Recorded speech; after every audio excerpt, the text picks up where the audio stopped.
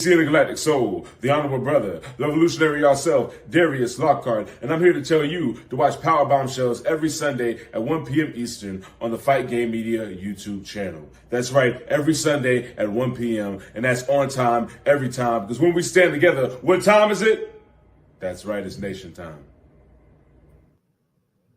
Hey everybody, welcome to episode 123 of Powerbombshells. I am Sam, that is Mel, and we are just two broads talking about the wrestling that we watch and have some comments about that, but we'll get to that shortly. I see that we have a very active chat already. So we appreciate that. Thank you for being here, and even if you're not in the chat, thank you. And if you're watching on the replay, appreciate that too. They're not antenna, but I mean, they are owls. Like, it's scary. Ooh, creepy. Yeah.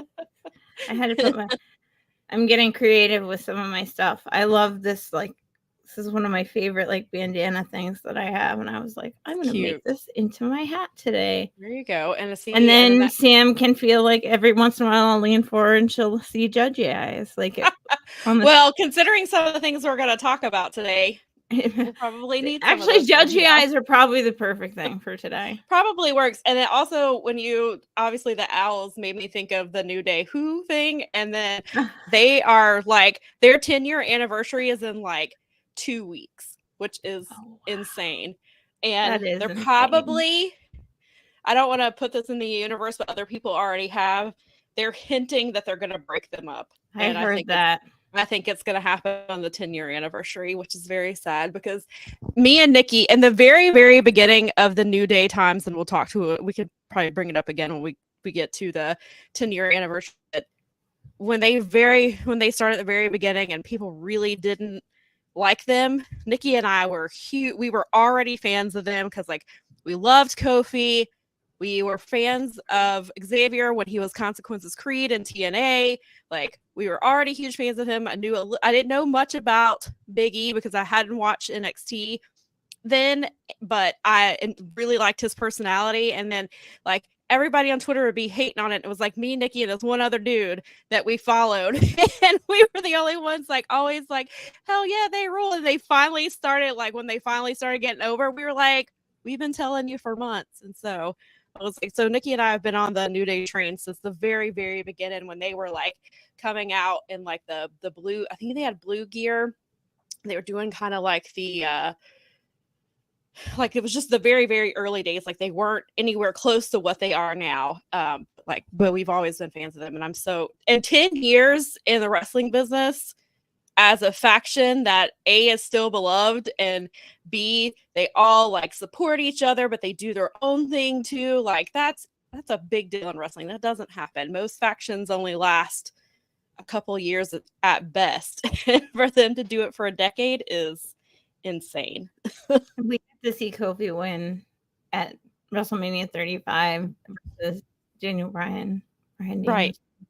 But I mean, that was a great match and it was a lot of fun and he felt really good. And even though that championship didn't play out the way you almost wanted it to, it was so good to have it. And I love what those guys do for charity. I mean, there's so much fun. Like they play video games with Kenny Omega for charity and still have like one of my favorite, like essentially like the early BTE episodes where he and them are playing against each other. And he says that he's going to knock them back down to the WWE mid card. Like that's fantastic. It is. I love you guys very much, you nerds. I do want to mention this comment too before we get into some other stuff. Daza didn't get to watch live, but he said he watched later and Mel was awesome talking about The Observer. Thank you. And I saw your tweet as well, Daza. So we appreciate that. And he says that he never knew that Dave and Brian didn't The Observer. Oh gosh, well I'm glad that I could help inform that a little. Or that they got burned by a female host in the past, and that kind of plays on why they do some of the things that they do, which is not having a woman's voice unless it's Lisa every once in a while, which she's great and they should. I'm glad that if they're gonna have a woman's voice, I'm side Yeah. it serves. Me too. If it's just, I mean, she's at least someone that's representative. yeah, So, but still, it's like, but it shouldn't be on like one person, and she's only one person with one. perspective. Yeah, and it still aligns with their perspective at the end of the day when you really think about it, because it's still, I mean, there's not anybody that's not white there, for example, or I don't know. It's just it's I don't want to get overly like, you know, nuts about it, but the idea is like wrestling is for everyone now. There is like all this other kind of wrestling going on. It's great if you want to say like the Observer is like worth all these things, but at the same time, it's like he picks and chooses what he covers, and I know some of that is just because he has to, but also it's like, but you're going out of your way to get people to help you with things like ratings and UFC. So why not have somebody help you with the indies too? Because indies are really important, more now than they've ever been, and they should be represented. And when people are saying, "Hey, these things are going on the indies," and you're just kind of blowing that off, I don't know. That's like there's a whole show around WrestleMania that's better than WrestleMania, in my opinion. Like a whole there's a ton of that umbrella of shows, or under an umbrella of shows that are more interesting and are sometimes even better matches in general on those shows 100%. than on WrestleMania.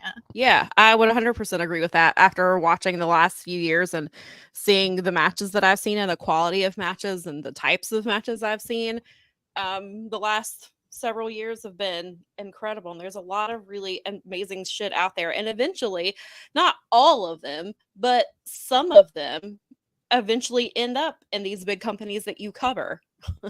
Or you have guys like Speedball, who is on TNA, and a lot of people don't have exposure to that because either A, they don't watch TNA, or they don't get access, which is hard, or they don't want to subscribe to the YouTube channel to watch it because they don't know anything about it, because they're not, all they hear is LOL TNA. So why do they want to fork over, a couple bucks to find out the good stuff in there? And the, the times that TNA is having right now. And again, I am like 2 months behind, but like there is a lot more questionable stuff than good content. And so you have to wade through all of the not great stuff to get to the good stuff, like your Mustafa Ali's or your Jake somethings or your Joe Hendry's or, Jordan Grace and things like that. So it's definitely, something that should be, if you're going to be considered one of the number one sources for wrestling, then you should try to expand on the wrestling that is covered. And I know there's such a ton of wrestling out there. Like we only talk about a small fraction of it. So I get it. But like there's people out there who can help you with that. And there's so many voices out there who do not look like you, who have different perspective and can add to that and should be listened to, especially like we've talked about before with the Hall of Fame, when it's all men and a majority of them are white men who are saying who can and can't go into the Hall of Fame, but then you don't have any representation from anybody, from fans in general. Like that's, you're only representing a certain segment of fans, and you're alienating a whole bunch of other fans. And that's not just the Observer, that's in a lot of wrestling spaces. And we've talked about how like Dark Side of the Ring, which I love, I really enjoy the work that they do, but like the talking heads and historians, they're all men of a certain age, they're all white. There's no, like, when I'm ready to get to the point where we have historians who are women, who are people of color, who are in the LGBTQ community, who are all of these things that aren't represented in the mainstream, to give their voices and have a younger perspective for that matter. Somebody in their 40s, 60s, 70s. I mean, the fact of the matter is, even he admitted his age the other day. Like, you're showing your age, and that's okay. We're all going to get old. I'm getting older too. I have my own little age biases that I wander around the world with, and I try and be aware of them as best as possible. But you call it out and say, I know that this is the thing, but then, So have a counter thing, like have a counter voice, have a counter perspective. Yeah, right. But right. I mean, I don't even know if it's up to him at this point. And that's a fair, in and of itself. That's a fair question. Is it? I mean, I know, and I guess at the end of the day, if I decided to go with someone like Fightful, I know at the end of the day that like Sean is the person making the decisions, and then Sean and his staff are making the decisions. I mean, it's not an outside entity that is the boss of it. Sure. So, I mean, Meltzer's become a brand as much as he's a newsletter. So, I mean, it's important to have it there. I don't discount the importance of it. Sure. It just, and I don't think anybody is, especially people who are having this. I mean, sure, there are people who don't like him, and of course, those people are the detractors are going to say that. But I think people who support Dave or have in the past or have subscribed or do subscribe, like they understand that his importance. That's what we talked about like last week. Like I understand his importance to wrestling, and I'm not saying that I'm not taking anything away from that, because he has done incredible work, and it's somebody that people they go back and reference to all the time. But you have to grow and evolve, and if you're not getting these perspectives, then you're going to say things like there was the whole situation with, we didn't talk about it last week, but I had conversations with people privately about there was some stuff that was in the newsletter about Gabby Tuft, who is the former Tyler Rex, and some of the way that it was covered and some of the language that Dave used was regretful, to say the least. And he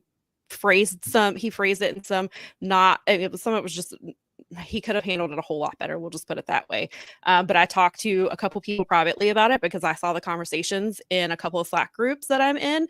And so I wanted to make sure that he was aware that the way he covered that could have been handled better, especially when we have wrestlers who are transgender in wrestling. And then we also have some who, like Kid Bandit is somebody who recently had top surgery, like literally like 2 weeks ago. So when they come back into wrestling, like you're going to have to use the correct terms. You're going to have to speak about them properly. You're going to have to not say they had, like, because one of the phrases was that he used was that they had sex change surgery.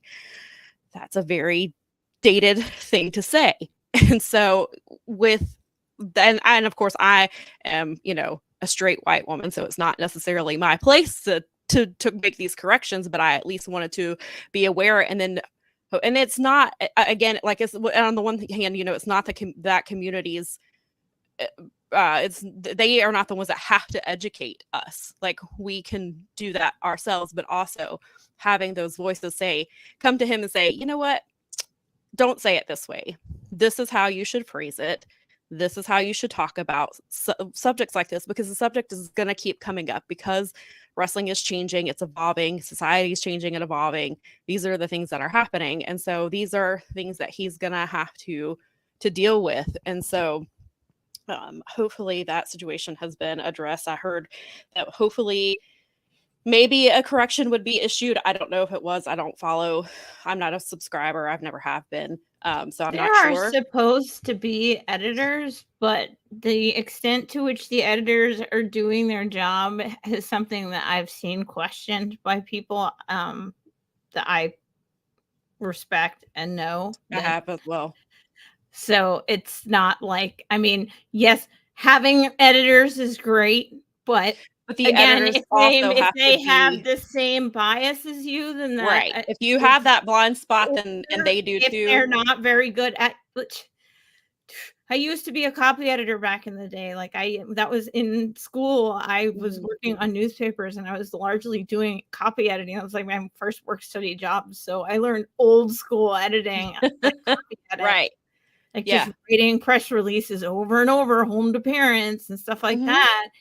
But learning the proper way to do it, and it's like there's nothing like that anymore. That's not how it really functions. Only mostly it's like writers who really pay attention to that, it seems like, or their peers that have like similar values as them, right? When their presentation, but you can have an editor and not have an editor if that person. Right. If like you said, if the editor has the same blind spots you do, then they're not going to be aware of it either. And they're not going to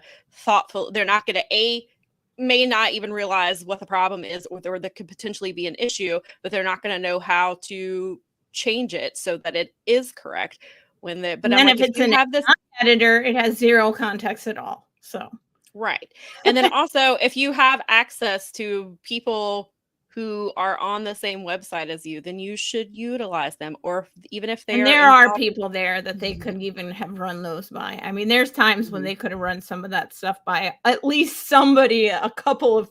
Well, and even that was the thing last week when we talked about the email that they sent out telling everybody that the prices were going up. They could have run that by certain people who could have been like, hey, let's soften this a little bit, or let's at the very least include the fact that the price increase will help us not to lay off content creators and writers. Like, that goes a long way. They could have, and like there's people that they could have spoken to, and I hope that they learned from this. And have you heard anything else about subscriptions since our last show?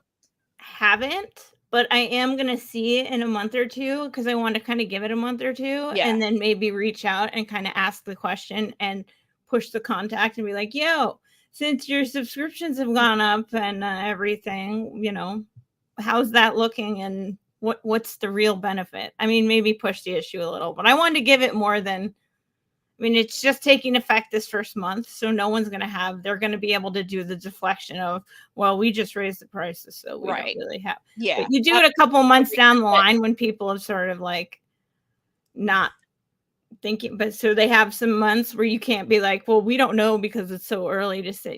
It's like, no, you've been doing it for a couple months now. You've had a pay-per-view preview situation go on. Like, well, and I think a good time would like after, because SummerSlam is next month, so that would be a good way to gauge something like that. And also on August, you have SummerSlam and All In the month of August. So September would be a good time to be like, hey, what's those subscriptions looking like? So I got these pay-per-views and my subscription only did this much more for me. Like, what is the deal?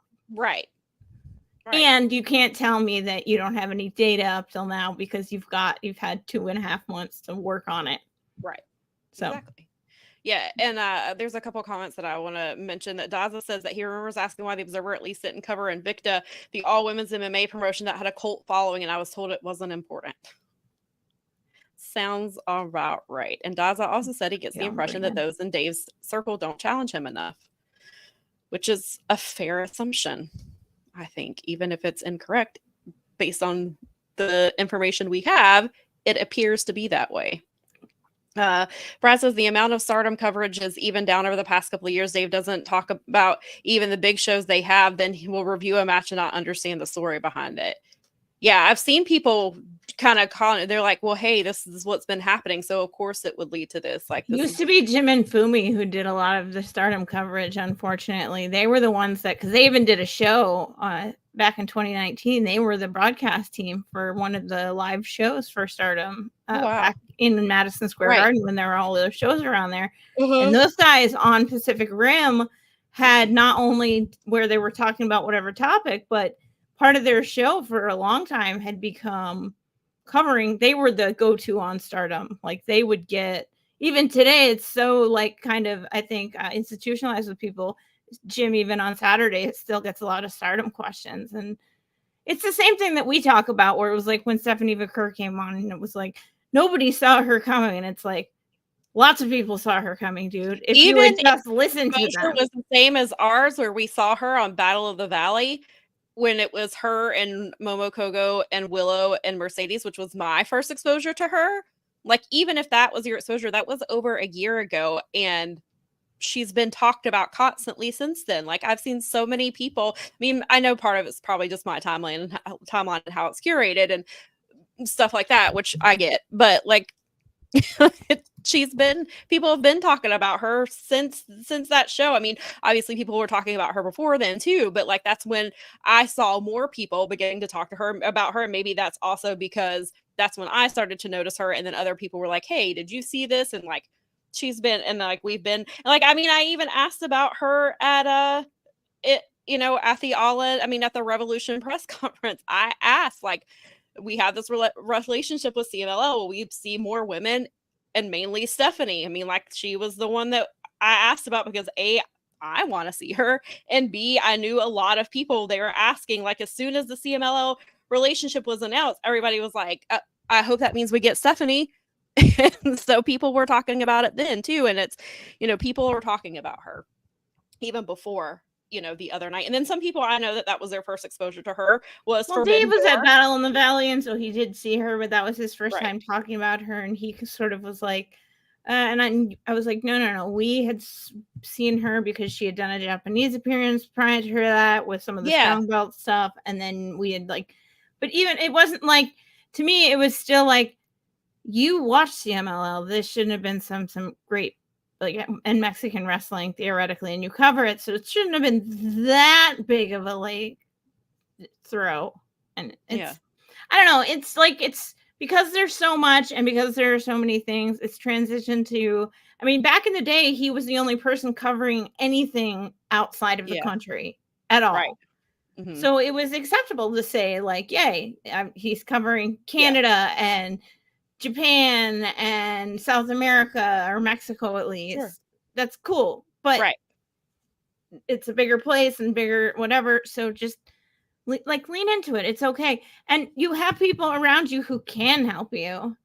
Yeah. Use your resources. And so, I mean, like, good resources.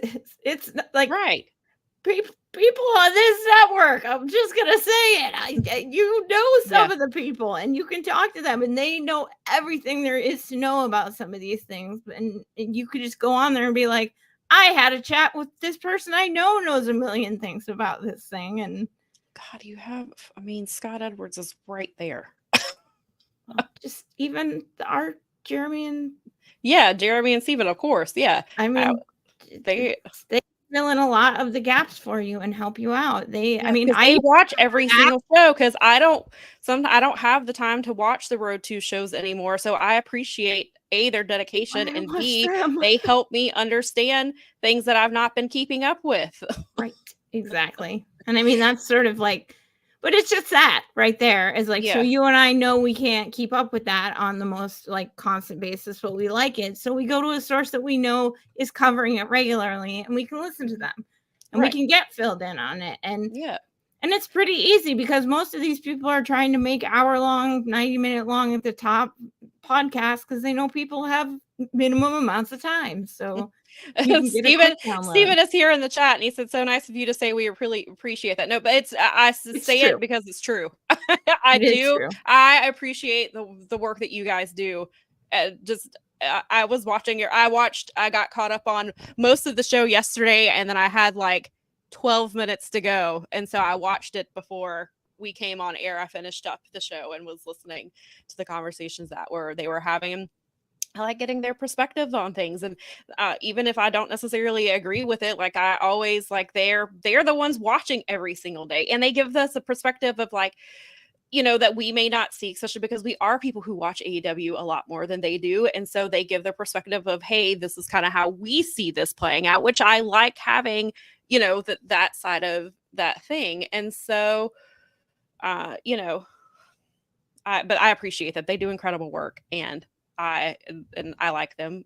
They are both wonderful people, and I hope one day I can actually hang out with them because they're really cool people. On top of that, but they do incredible work, and I always enjoy their perspectives. And Steven is really good about giving a lot of history of things that I'm not familiar with because I've only been watching New Japan since 2017. So there's a lot of that I have a lot of gaps that I don't know the background and a lot of stuff. And so I always appreciate them being like, hey, and this is what was happening here, or this is why this is, so I really appreciate the information that they give. And I'm not just saying that because they're on our network, but it's because I'm a regular viewer, and I try to be in the chat when I can. And I really appreciate the work that they do. And then Brad also mentions that Big Audio Nightmare with Mike Sempervive and Adam on the Observer site is outstanding for Japan coverage. And then I haven't listened to them in a while, but when I was an early subscriber, I was trying every show. So I'm glad that's on the Observer, though, that they people, have if other they're shows. if They they're just paying, don't get the if people are push. paying for the content, then I'm glad that there's access to things like that, which is really important. There's a lot of really good other stuff on there, like not Yeah. just the Observer Radio, but I mean, you've got Fight Game Podcast, obviously, and we're live file, but there's stuff like Big Audio Nightmare, and I know a lot of people love Brian and Vinny because it's a lot of fun, but there's other people that more specialize. God, of course, I can't think of the ones that I like right at this minute, but there are a couple other ones that are similar to like that where they specialize more. So yeah. USVA guy makes the point that the issue is that Fumi has lost many contacts due to changes in the company's staff and talent, and many companies are wary of Fumi and the information he gives the Meltzer because sometimes the information is incorrect, which could be an issue, which is completely understandable. And yeah, that makes sense with having a lot of contacts changing in the office because there have been a lot of changes. So that also makes that makes a lot of sense as well. But yeah, so. Yeah, so I mean, we don't know the inner working. I mean, I don't know the inner workings of the company. That's like I can't sit here and say this is how. I just know it's not owned directly by Dave, and I know like there are other. When I think he also means as far as New Japan as well, the company staff. No, yeah, and I can completely understand that because it's hard. I mean, he obviously, just like anyone else, is human and has his own loyalties and personal, like, just like all of us. Yep. Yeah, we come with our own set of personal bias. So yeah, right. And Hassan makes the point that Fumi has been a defender of Rossi Agawa, who has been accused of not great things like underage talent posing for bikini calendars. And there's Kenny Omega has talked about some stuff as well. So yes, and that's fair as well to have to take that into consideration. So everything is perception and branding and all of these things. So I mean, you have to pick and choose. Yeah. But yeah, anyway. I guess speaking of PR and perception, and I guess that actually gives us the perfect segue into the first story that we have going on here. I'm trying to decide which way to start it. If I want to start with, I guess we'll get so Money in the Bank was yesterday. I didn't watch because I was on coverage for Collision, and they were plenty covered for Money in the Bank. So I was on Collision coverage. Then I was writing about Marco Stunt he was the person who answered Jack Perry's open challenge last night, which was a really cool surprise because never thought I'd see him again.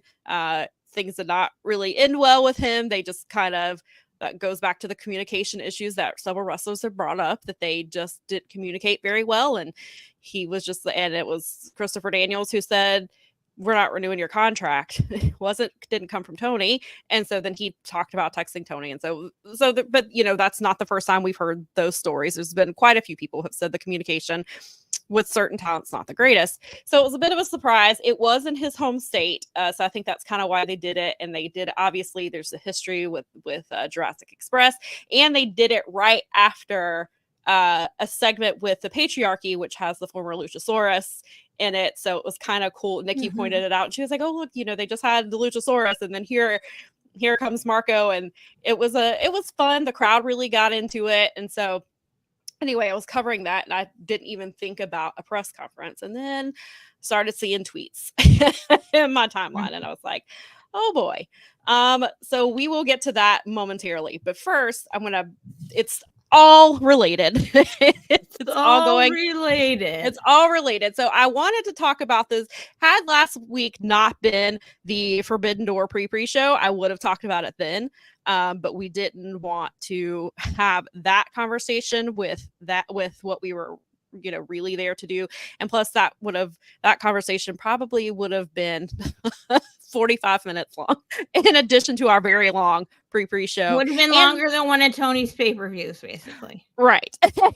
Pretty much. And at least longer than his media scrums. And so, and then we also wanted to see how they were going to follow it up. And then it ended up being perfect timing because there was some PR stuff that happened last night that kind of ties into all of this. So if you are not keeping up with WWE, Liv Morgan is the current WWE Women's champion. She beat Rhea Ripley, or she won the title. I'm sorry, no, Rhea vacated the title because she was injured, and Liv won.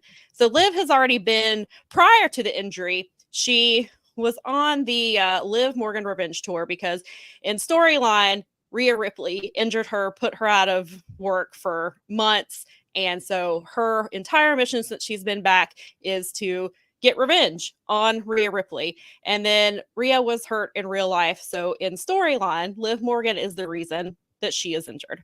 And she keeps saying, I'm coming for everything that you have. I'm coming for it. That includes Dominic Mysterio.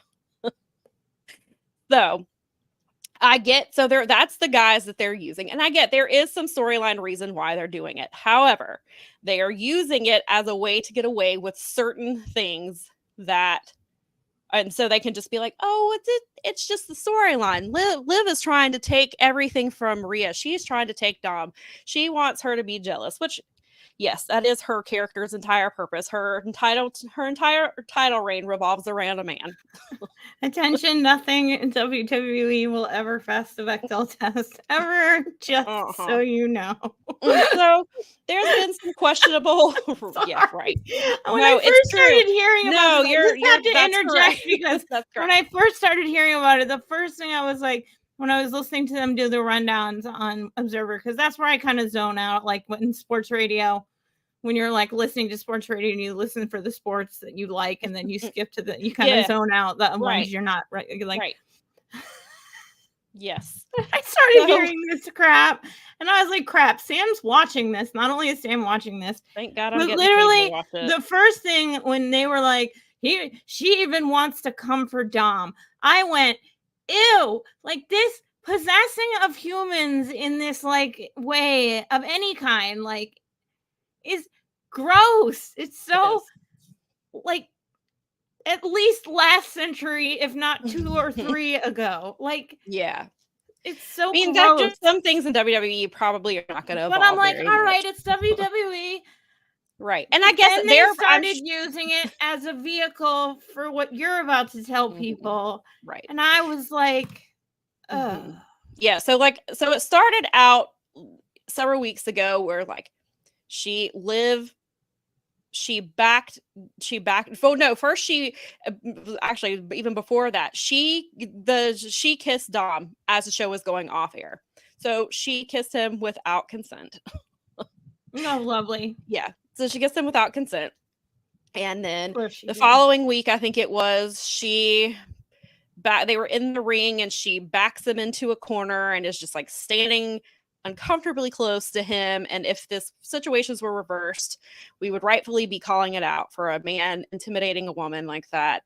And so, but Liv is a pretty blonde woman, so it's so not poor him. Sure, I'm sure that he doesn't and they have keep emotions. And like you have Corey Graves, whose whole thing is, oh, Dom likes it. Look at that little. I think he smirked a little bit. I think he, so you have that going on because they're trying to sell it as Dom likes it, so it's okay. Of course, because that's the easiest sell for their group. So they've been doing this whole back and forth, and they've done some really stupid things to make it where she falls on top of Dom and is straddling him on the outside of the ring. They have made this happen at least 3 times that I can remember, that they have she just happened to fall on top of him. And last week it involved his dad, which was it was Ray accidentally bumped into Liv and Liv fell on top of Dom. And I'm sure Vince got off on it at home. Ew, I'm sorry. it was just that's like the whole thing. That's like a Vince McMahon porn spot for you right there. Is what that is. Yes. I'm sorry. And I understand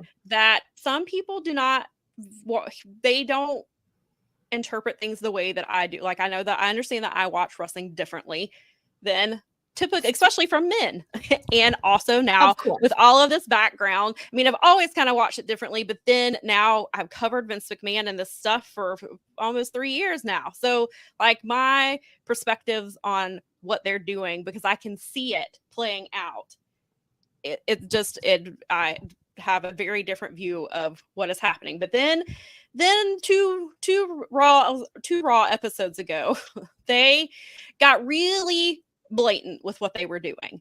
And again, it was so, and I even tweeted it, like, this episode had the really amazing segment at the end where Bo Dallas is talking about his brother's death, and he talks about his legacy and why they're doing what they're doing. So you have this wonderful thing, but then it's coupled with it's surrounded by all this disgusting like garbage, and it's very much of the WWE playbook of look over here, not over here. So they don't want you thinking about what's happening with Liv when they're like, look at this, look at Bo Dallas is talking about Bray.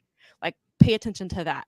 We're ending the show with that, so that's what you remember, not the other bullshit that we did in the 2 hours before this. So they start out the episode. We'll tug at your heartstrings instead of shoving our porn in your face. Right. So they're using Bo Dallas to pulling out your heartstrings, because they did it like they have this incredible storyline that's going. And I know that we can have, there's in a lot of shows, I mean, AEW has things that they're really good at, and there's some storylines that aren't great. So I mean, all wrestling companies do it, but in this situation, it very much feels like, pay attention over here. Don't think too much about this and what you're consuming over here. So this episode started, and Judgment Day are in like their little locker room area, and Rhea is the only woman in Judgment Day. She's injured, so it's all men. And Dominic shows everybody in Judgment Day something on his phone. Carlito reacts like it was a nude. So there's your first story of what's happening. Then later on, there's an in-ring segment where Liv comes out and she tells Dom, I hope that you enjoyed the gifts that I gave you, but I really hope you enjoyed what I sent you on your phone even more. So they're playing into it, and it leads back to that first segment where she has apparently sent him, it appears that she has sent him nudes, and Dom is sharing it with other men, which right out of the lawsuit is Janelle Grant says, I sent these messages and he was sharing them with people at work, and I don't know these men, or I didn't know about it. He didn't have my permission to, and he's sharing it with other men. So there you have these things. Then you have, and their rhetoric is, of course, that she came on to him and that he. So the entire setup with Liv is that she like threw herself all over. I mean, right. In entirely inappropriate ways, notwithstanding, was the antagonist. Dom is the victim, right? And Liv is she's the scandalous Jezebel who she's using her body to get what she wants, and her sex and her everything, and yes, right. And because she's a pretty blonde woman, they're like it's okay. So then there's like a little bit later, there's another segment. And Liv is leaving that little room that they're in, except Finn's by himself. It's just Finn. She comes out, shuts the door. She's smiling. Damian Priest walks up, and he was like Damian Priest is very suspicious of everything that she does. And he's just like, what is happening? And he just kind of looks at her, and she just kind of giggles and walks away because she knows what it looks like. And so, and even Damian says to Finn, like, you know what this looks like, right? Like, again, so there's implications that she is A, having sex with multiple men, and B, she is doing it at work, which is where some of this stuff was happening with Janelle and it's all her and fault. John Laurinaitis. And so they're implying that she's having, so there's this implication. Then there's, then like later, and Finn's like, no, she just said she'll help us get me and Jada McDonough, who, by the way, was mentioned in Speaking Out, and there were some really graphic photos of what he did to his girlfriend at the time during Speaking Out that she put out. And so this man is still employed. He's right in the middle of this too, which is, that's a nice little thing to have going on as well. So Finn and JD, she's like, and Finn's like, oh, she's gonna help us get tag title shots, and Finn is like, this is weird. And so, Damian. So then she goes to R-Truth because the Miz was on commentary, because we later found out that Pat McAfee was not there because his father-in-law had passed, but Miz is on commentary. And so, and obviously R-Truth plays the bumbling idiot, and of course it's easy for her to charm him into giving them a title shot. And he thinks she's Carmella, but she's a blonde woman. That's so, right. So they play into this. Well, then later in the match, Liv gets involved. She's on the apron. She is distracting R-Truth. She guillotines him over the top rope. This leads to a sequence that leads to them losing their title. And this part may be more of a stretch, but when you look at the story as a whole, it does make you at least question R-Truth is a black man. If you have read the lawsuit or the text messages from Vince McMahon, he has a lot of fantasies about Janelle and black men. This one made that so you could make, perhaps that is a bit of a stretch. However, when you look at the episode and what was happening as a whole with what they were doing with Liv that night, feels like they were leaning into that a little bit. So the whole thing was just gross. And then I saw people on Twitter talking about it to people that I'm in Slack with because they realized what was going on. And it just felt, the whole thing was very gross and very WWE. And even BJ Bethel made the point. He was like, I think Triple H finally read the lawsuit. And that's very much what that felt like. It felt like, I've read this. We're going to turn it around. And instead of the creepy old guy, we're going to make the hot young blonde be the one who is doing all of the stuff. And then that way people think of this instead. And they're not thinking about the awful they can things essentially father-in-law did. They can repackage it to their fans by telling the story through their imagery in the ring. And then they just have to change all the names later on to Vince, and all their fans will be like, yeah, because that's how women are, because we see that play out in the ring all the time, because that's where the thought process unfortunately lands. And I'm not saying every single person who watches WWE is adult, but the people that are, I've seen some of the things that go on in mentions of people, whether they're women or men, who are just questioning this stuff, just looking for truth. And the people that are, and the hills people that are willing to die on in defense of a company and a billionaire who doesn't give a crap about them. No, he doesn't know you exist. He doesn't. It's really bad. It's this. Yeah, that was BJ's thing, was actually what perked me up on it, because we'd already been talking about it. And so that was when I went and read some reviews, and then I was listening to the rundowns and was like, oh geez, Sam's gonna be ready to talk about this now. Yeah. I guess giving them one more week really did seal it, just like we talked about last week. I mean, on the show they didn't do anything obvious this week. It wasn't it played into what they've been doing already, so it wasn't anything new. And she did, and that was the spot where Rey Mysterio mistakenly knocked Liv off, and she landed on top of Dom, and she's straddling him. There's that whole, so they so they didn't lean as much into the specifically as hard as they did the week prior. I guess they made their point, or it's because people were calling them out on it, which I don't think they really give a shit, because I don't think they care. They put it on TV, so clearly they don't give a fuck.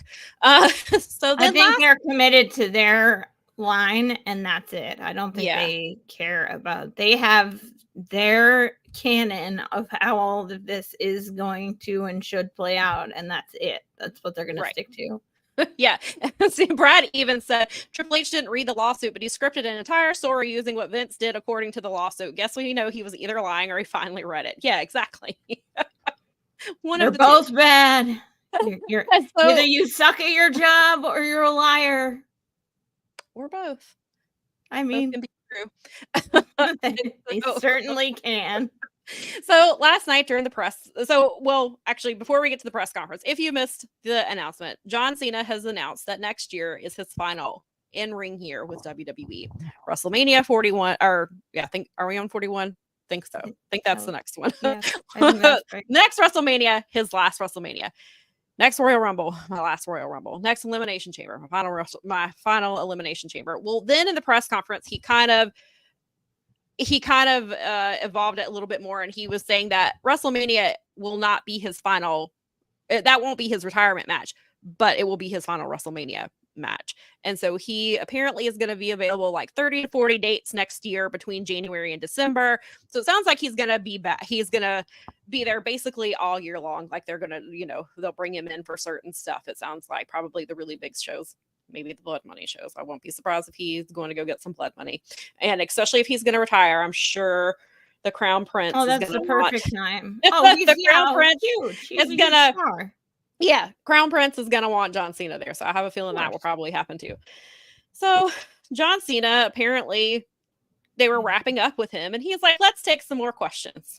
All right, bet is what Brandon Thurston said. Because he asked if John is at, so I went back, there's video. So I saw like text of the response, and then I saw the video clip, which is even worse than just reading it, because hearing him say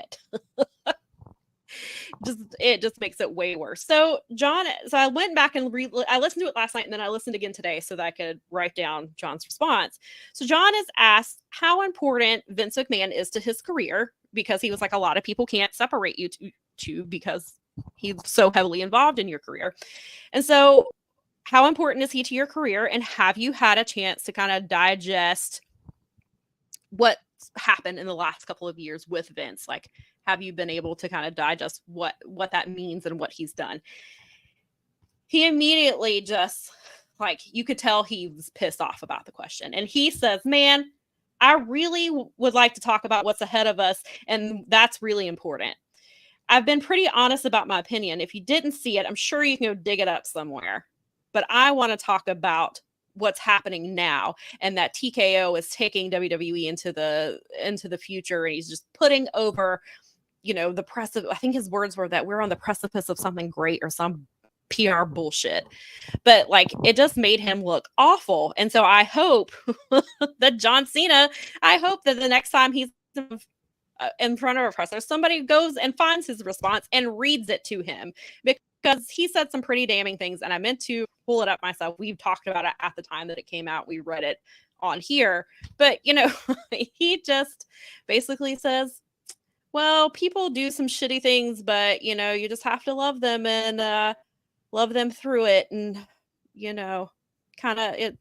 Oh well, I hate that for Vince. I hate that people are reducing him to this, and nothing about Janelle, nothing about any of the other women. All about, man, I hope that Vince is old and frail, and this is going to kill him not to be in the company anymore. Like, it's that same old bullshit. Randy Orton said some better things, but most people have defended him. You see Kevin Nash is a big example of that. And there's only a few wrestlers who will call him out. So yeah, John Cena got really pissed off about it. But he's the one who said, I'll take some more questions. And then it came back to bite him in the ass, and he gave that answer and ran away. Pretty much. And then also, so when Triple H came out, or Paul Levesque came out, Brandon Thurston asked about the Janelle Grant case being put on hold pending the federal investigation, and if WWE is still cooperating. And Paul said he can't answer legal things. That one I did see. Which I'm not surprised by the answer. And that's what I saw. So many people, well, what did you expect him to say? Well, you still have to fucking ask.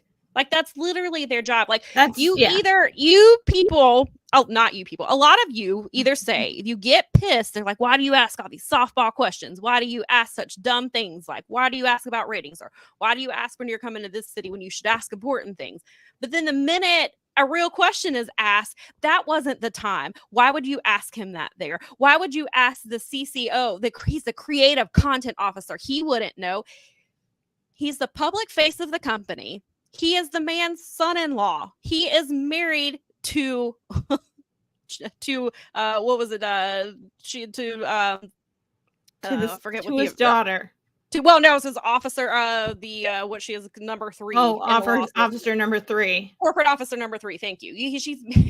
His children are that man's grandchildren. Like, he is the most appropriate person to ask these questions to. So I cannot stay. Never going to be happy. It's either going to be softball questions or why'd you ask a hard question. Hunter never has to be like accountable for any of these things. He's always going to blow that off. And I mean, it says more about him. When Vince gets, and because it's a matter of when he gets indicted, not if. Yeah, I don't know. Considering man. that this, with this, good. When this. Triple H, Paul Levesque is probably going to have to testify. He's probably going to get subpoenaed. Yeah, he to might testify. John Cena very well could be subpoenaed to testify, depending on what's on that phone. Because again, the feds have Vince McMahon's phone. Yep. Among other things that we don't know about because we don't know what they found when they raided his office. He is Yeah. under federal investigation. Like, I don't know how to make that any more clear. Like, there's going to be a lot of people that we all love and that we grew up watching who are going to have to testify under oath about things that they know. And they're going to have to come up with something with better than, I didn't read the lawsuit. Well, they must know it if they're doing damage control, even when they're not doing damage control, but they kind of are. I mean, not just having a faction called that, but actually, right. They are kind of doing their version of it where they sort of like, well, the big blow off is still a version of it. Like, because if he's innocent, then why aren't you constantly defending his innocence? Because if it were me and I were innocent and I were like, all the things where they've said it's all her and all these things, I would be commenting. I would be saying everything in that suit is a lie and I'm innocent and I can't comment on legal things. Yeah. You can't comment because you still haven't read the lawsuit, liar pants, or you have read the lawsuit, you made it into a storyline, so you better not say anything. You better just stick with the company line of with what you've been saying. Politicians. Yeah. They're bad politicians. And I guess they think that John Cena, because he's an actor, means that he's good at PR, even though there was that whole stuff with Taiwan a couple of years ago where he got into some hot water with some comments he made there. But they are just some like not great stories about him. And I can't obviously corroborate anything because, a story is a story, but I don't know about that guy. And I don't know if his forgiveness is because he just doesn't want the mirror shined on himself at all. Sure seems like it. And there's some stories that I've heard. And it feels like, he doesn't want that mirror turned on him. There's a couple of he and The Rock have such public celebrity profiles to protect that it's interesting to see how they're handling things right now. Yeah, especially with you have Dwayne coming back onto the board right after this. Then you have John Cena suddenly retiring. And BJ is the one who kind of pointed out that the timing of John Cena announcing he's retiring is a little weird because he's not been active really. And he comes back when Hollywood's on strike and he has nothing else to do. So why are you all of a sudden distance? I was like, is it he's distancing himself from Vince or is it? But I feel more of it's hey, he's going to be indicted soon. Things are not looking great. We need something positive to focus on. Why don't you have a retirement tour next year and let us kind of focus on all that because you are now a bigger movie star. You're more known now as a movie star than you are a wrestler. Let's, you're getting up there in age. Not going to be able to. We saw what happened with Dwayne in the ring. He's not able to do a whole lot. Let's wrap this up while you can still go a little bit. And also it's a good PR story. Distraction. Yeah. Right. And I feel like John Cena will do what WWE asks of him. And I feel like especially because he appears to still maintain a relationship with Vince McMahon. He celebrated his birthday with him last year. So it appears that, and so I feel like John Cena will do whatever he is asked to do, kind of like The Rock, is whatever makes WWE look good, I'll do it. And so that very much feels like this is what happens. But what happens if Vince gets indicted and then John Cena is subpoenaed while he's on his retirement tour? This is what it is. I mean, you rolling the dice. That's what they're doing. I mean, yeah. And I mean, You know, when you think about it, I mean, the deck is stacked in their favor, so that seems like That's fair. So, I mean, Yeah. maybe they're so used to him getting away with it, and maybe he will, but maybe they're so used to it that they're just I think betting the they way don't that understand the gravity of what he's being that could be accused it of. too. I mean, that could I think that they are that's just so because true he has about gotten so many away with people right now. he's gotten away with so much stuff in the past. This is not, there was the steroid trial. There's So much been stuff. multiple women who have NDAs, and these again are And just the ones we children know about. and Yeah, there's the ring boy scandal. right. There's these are the things we know about. I can't imagine what we don't know and what has been hidden for a very long time, and people who are afraid to come forward or are trying to move on with their lives and things like that. And so this is just based on what we do know, and I can only imagine what we don't know, and I'm sure it is terrifying. And he is accused of some, and it's not just him. Like, he of course is accused of some awful, awful things. But once again, this lawsuit is against Vince McMahon, John Laurinaitis, and WWE itself because it's institutional, because the company was implicit in even just allowing it to go on, is the accusation. Yeah, which is big deal. It is. It's a huge deal. That's saying, I mean, when you put the company's name in, you're saying that you're implicating the company in a cover up of all kinds of things. And and then there's there's Brock Lesnar, who is involved in this, and I think so. Yesterday, Triple H tweeted before the show that the landscape was going to change, and people were like, "Yo, sure." Gross. And we were trying to figure out, and then there was the rumor came out that John Cena was backstage, and so I was like, but I got because we were trying to figure out John Cena, okay, he's not going to change the lands. If it's not John Cena, so we were so friends and I, we were trying to figure out well, who. And they said it was a WWE superstar was there, and then we figured it, and so it ended up being John Cena. But we were like, who would change the landscape? And then all of a sudden, I was like, what if it's Brock? What if they are dumb enough to bring him back?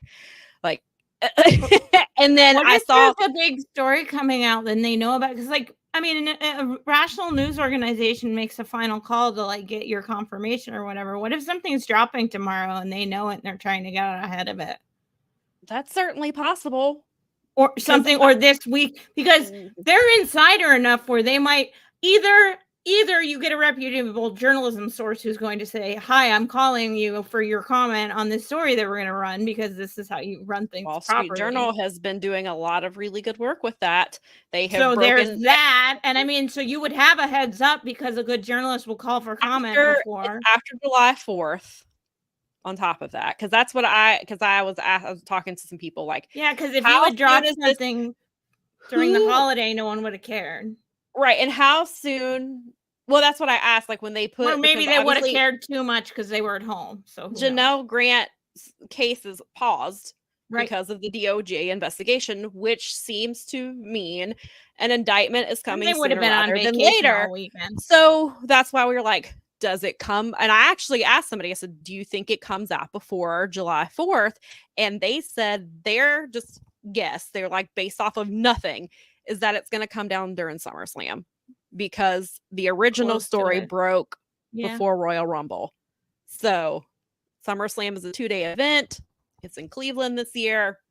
It's a big deal. Lots of eyes on the company. Not as many eyes on a Money in the Bank. It's not a big pay-per-view anymore. Perfect time to announce John Cena and get him get that out. Would have been on. I mean, federal workers would have been on vacation over the weekend it was on a Thursday, so they would have had Thursday, Friday, Saturday, Sunday probably. So and then all of them take the weeks off. My mom used. Yeah, but you raise a really good point. Could something because they might have gotten heads up, whether it was directly from a good source or from an insider who was like, "Yo, I know that I just found out from my friend over here that knows this guy that says that they're going to run this story on you on right the first day." I'm sure first business day back. Sure if they've been tipped off, that means the New York Post has been tipped off too, because they'll have some counter dumbass story. They'll have counter tabloid crazy propagandists. That story will come out tomorrow. Then the New York Post will have a story ready to go on Tuesday, probably. But yeah, Brad says that apparently Brock was mentioned on the pay-per-view by one of the members of commentary. Oh. So gross. So gross. It wouldn't even surprise me. As bad as that is the money's money, and the landscape is changing. Landscape's weird right now. There's a lot of rights deals. There's a lot of money out there they're getting ready to move over to Netflix. And they've got the CW deal for NXT, I think, is that deal. And then they've got SmackDown is moving temporarily to USA while they're like figuring out some stuff too. So there's like a lot of that is happening as well, like you said. Yeah. But if places, and especially places, get bought by other places, because there's all kinds of just talk about places. Yeah, those deals are constantly happening. It's crazy, right? Media is crazy right now. We have a nerd channel for that, and yikes. I mean, it's such a weird thing. So I don't know. It's really interesting. It seems weird. I mean, I guess maybe it's just because it's a pay-per-view, so they were like all hands on deck. But it does seem weird that they would get like the big guns out for no reason. It's like seemingly no reason. Yeah, it definitely. And they typically don't do things for no reason. Right. So just getting the big guns out is expensive, Sam. So come on. This is true. And seeing how we've seen things play out, especially over the last few years. I mean, even going back even further, but specifically the last few years of NDA stuff coming out, and the reminder of Rita Chatterton coming out, and the Ring Boy stuff. As another former Ring Boy came forward a few months ago. Ashley Massaro's death was brought back into the spotlight again. So all just how their playbook works, it seems that it makes you wonder. It does make you raise an eyebrow for sure, to see why they're doing what they're doing. Eyebrow. Yeah. Yes, definitely.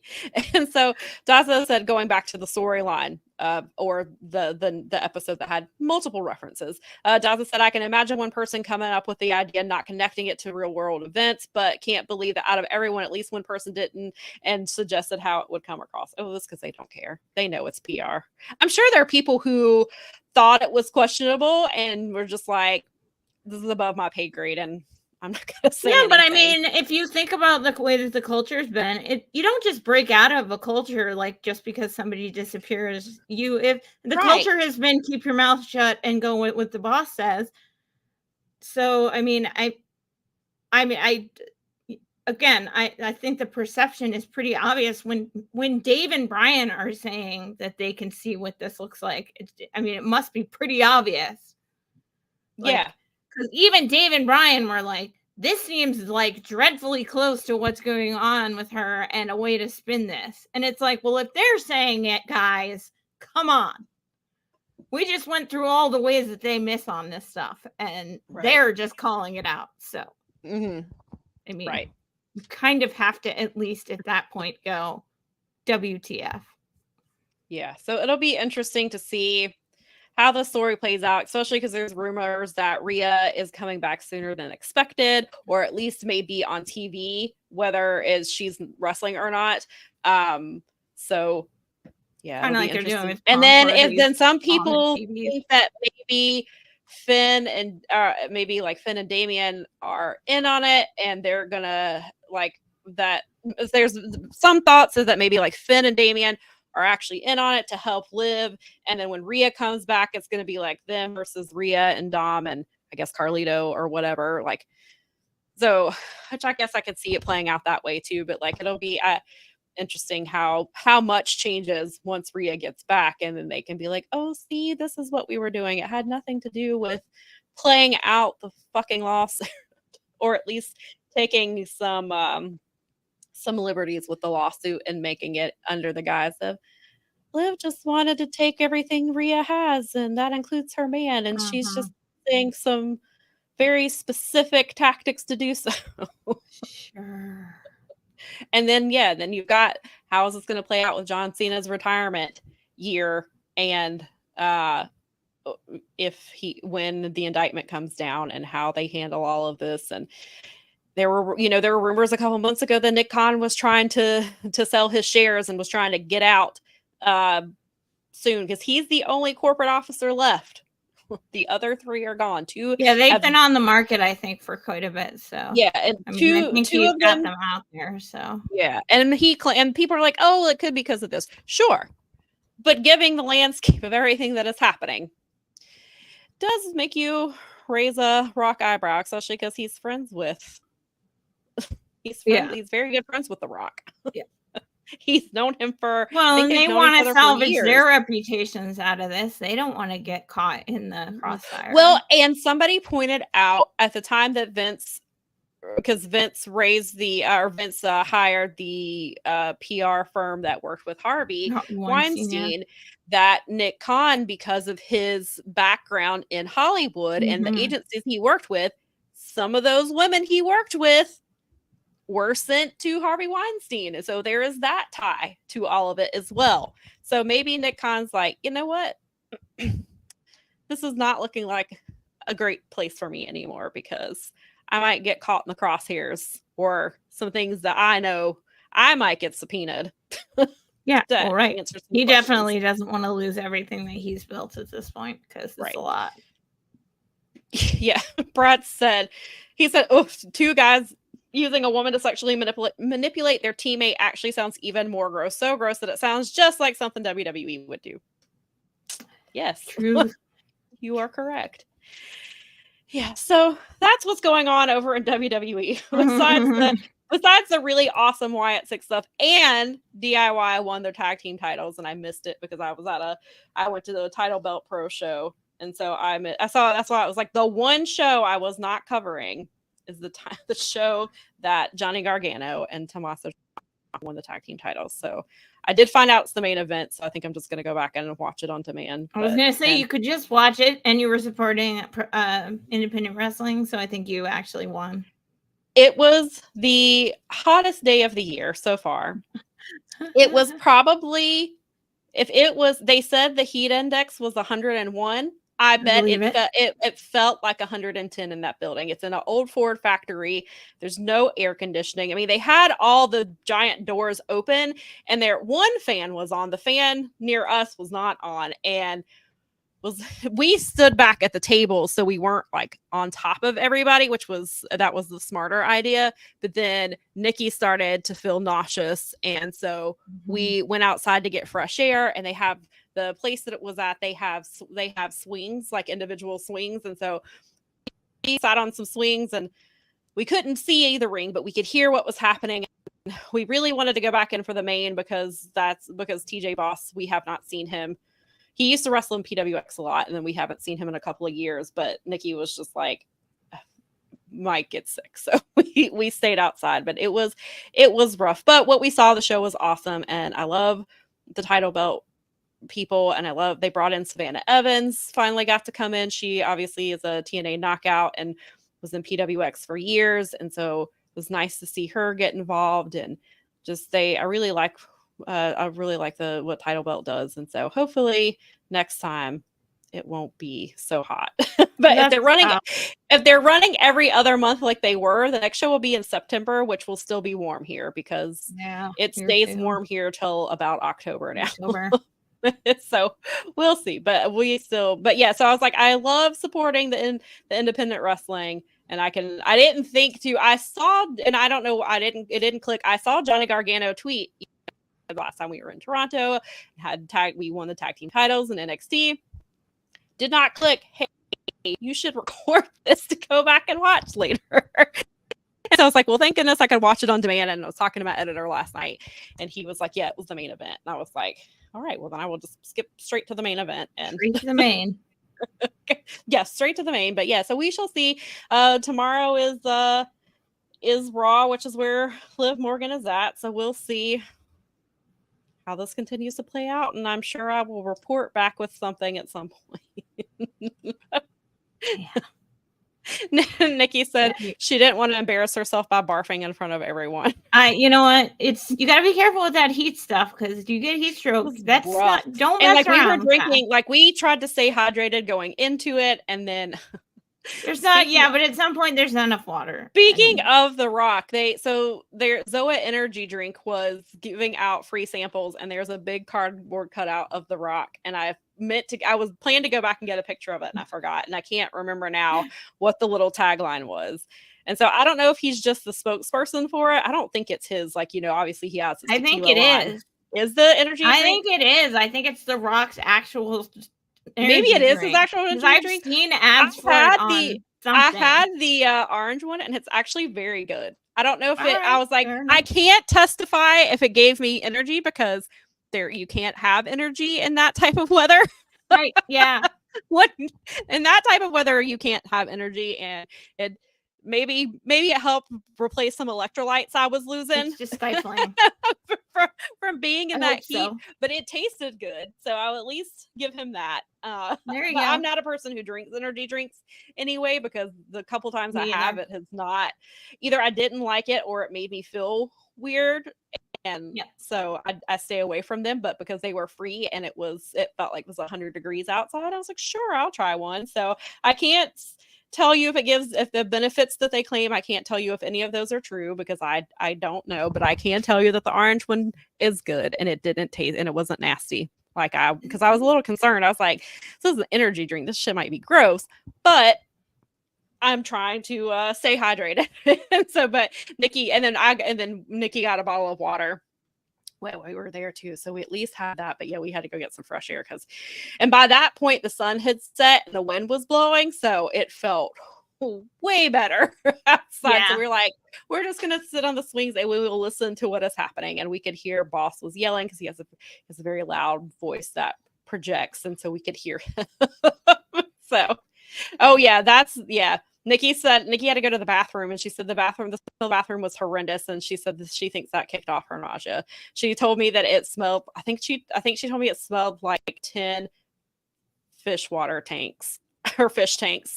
That's what it smelled like. And I was like, as someone who's been to many different Renaissance festivals in very, very high heat situations and had to use the privies and under questionable circumstances, I completely understand. Yeah. I've been in some pretty nasty bathrooms in my day. Yeah, me too. So I was just like, you know what? I don't have to go that bad. I will hold it. My body probably needs the fluid. That's always the first part. We always joke about it, not just because of the fact that we wear a lot of garb, but just in general. It's always the worst part is when you have to go to you just can't hold it anymore. Well, and we went the last time we were there. We went and the bathroom wasn't that it wasn't bad. Yeah, but it wasn't like 8 million degrees. We weren't under a record heated. Yeah, I was gonna say we went. When was the last? What is this? July. The last show was Was it April? May. The beginning of May, something like that. So no, it was not. It didn't smell. They ran out of paper towels, but luckily Nikki and I both have always carried hand sanitizer with us. So I still wash my hands and just shook them, and then I sanitized, and we warned the people hey, they're out of paper towels in there. But yeah, I got in the habit of doing that because of festivals, and then when COVID came around, we were already prepared. Yeah, it was funny because me and Nikki were we didn't have to run into the store. Nikki and I were already sanitizing shopping buggies before the pandemic because people are gross, especially kids. Kids are in buggies and they sneeze in their hands and then wipe. Oh yeah, but adults are nasty too, which we've seen. Adults are gross. So we were already always spraying stuff down and stuff like that. And so then people would always kind of look at us a little weird. But then during the pandemic, they were all wiping down their buggies, and I was like, "See, germs are." You're I don't have a shortage of this stuff because I was already buying it beforehand. Right. We make our own. We buy rubbing alcohol. Right. And make our own because people are gross, especially in the wintertime. It's when they're coughing into their hands instead of their arms. And I worked with kids, this is how so I got used to doing that. long And you time see, ago. and this is how that's how E. coli can spread at the grocery store. See, this is why you need your sanitizer. There's lots of reasons to need it. Nikki said that oh, she's talking about bathrooms over here and stinky bathrooms. Nice, But yeah. yeah. So that's the best way to end the segment of what we were just discussing. Pretty much. We can move on to Forbidden Door, because last week we did our pre-show, and so now we are the last ones to be able to come around to ice to cold Forbidden takes Door. on it. Yes. So what did you think of the pay-per-view? Any comments you want to make about the show? I thought it was pretty good. I mean, it was interesting to be watching the first one from home, but I thought the pace of the show was pretty good. I didn't feel like it dragged on too long, even though it was a lot. It was a little bloated. Yeah. I really yes, did I was enjoy. just about to say. Brad also, please, the same question applies to you. What did you think of being there? Yeah, go ahead. Any thoughts on the show? What favorite matches you didn't like, whatever. Well, I'll let you continue. Zach and Orange and Shingo and Danielson just paid. I mean, they were as advertised, and then some. Loved Danielson and Takagi, because I'm huge fans of them both, but I think I have to say that I liked Orange Cassidy versus Zack Sabre Jr. more. And I don't have a reasoning for that, because I love all four of them. Their matches were completely different. They're both styles that I enjoy. I would lean towards Orange Cassidy versus Zack Sabre Jr. being my favorite. And I appreciated Zach afterwards was just like, if you are still doubting, well, yes. Somebody joked that's why he was wearing white, is because he still wants to marry Orange Cassidy. The first thing I thought of, which was so weird when Bob said it, is I was like, oh, he's in his away gear, because when you're playing football, you wear your whites on the road. Yeah. So just because of the soccer player in me, I instantly, and the fact that he uses PKs a lot, my inner soccer player was like, oh, he's got his away gear on. He had his away gear on, or maybe in case his wedding maybe gear. If him and Orange Cassidy got married after the show, he was good to go. He was already in white. He was ready. And and Orange was in his dark denim. Yeah, exactly. Then I loved both of those matches, and I really thought Mercedes and Stephanie delivered. Their match was fantastic. They got the time. Mercedes is very good at knowing even when the crowd is turning on her, she knew how to play into it. Like, she stopped and she listened and let it all soak in. And then she guided Stephanie to that moment where she got the big dragon corkscrew, which was really cool as well. And just Stephanie looked incredible. And I see so many people are like, you should AEW needs to hire her, or you can support her where she's at, because that's the whole point of this. Because then I saw a bunch of people like, do you want to see Zach in AEW or a WWE? I want to see him win the G1 and become I want him to become the world champion, because I've watched nearly his entire New Japan career. I was watching him on the indies.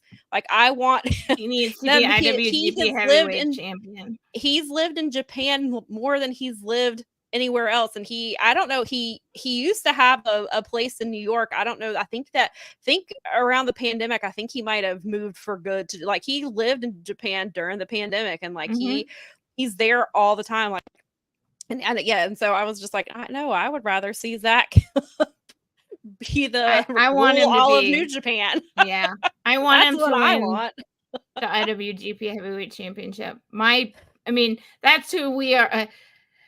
That is who when I say we, I mean me and John, obviously, but that is our pick for the G1 this year. Again, we've kind of been rooting for Zach for years anyway, but it's this. God, this year feels like, come on, pull the freaking trigger. Yeah, and if you want to, right, and Zach has even said, and he did a Sports Illustrated interview a couple weeks ago, and he was basically like, if I don't win the G1 and I don't become champion, then my career is a failure, which is an insane thing to say, and it's not, but I can But I understand get where why he's Zach. coming from. Yeah, and I get Zach's point of view and how he sees it, and so, but don't make his career a failure then. Well, he can't spin Let his him wheels win there the G1 and put the forever. title on him. Because I mean, you've got I love Naito. I'm a huge fan of his, but bless his heart, But his knees, he's got knee problems, he's got eye issues. You're asking a lot of him all of the time. Zach can bear people some. get old, and you've got a lot of young talent, and I this mean, is a bless great his heart. transition. Minoru And he Suzuki gets collapsed over in a match yesterday. Like he gets over as a foreigner the way that Kenny Omega was. Like they like him. Like Zach isn't, and Zach can speak the language. Yep. Zach, I saw a promo yesterday that Zach and Fujita did together, and he was speaking. Zach, of course, was speaking English, but he would speak to Fujita in Japanese, and That's they were hilarious. having a conversation. And he was talking about how this is the summer of Saber, and he's gonna be a hot, spicy boy. And it was just, and Fujita was playing into it, and Fujita was talking about how, you know, and Zach left to go to AEW, and I was all by myself because he was like, Shane and Mikey and Tito are all fighting overseas, and I was here all by myself, and now I have Zach, so I'm going to be with Zach all summer long. During the G1, I will be by his side. And Zach was like, please, and he was saying it in Japanese. He was like, please be by my side. And so I mean, and you can make the argument for Tsuji, who I love, and I think Tsuji, if you're going to go with a young gun, Tsuji is the one. But I feel like you've got to do it with Zach. It's time. Zach is very beloved. He's doing some of his best work. I mean, we saw it with the TV title, the matches that he was putting on.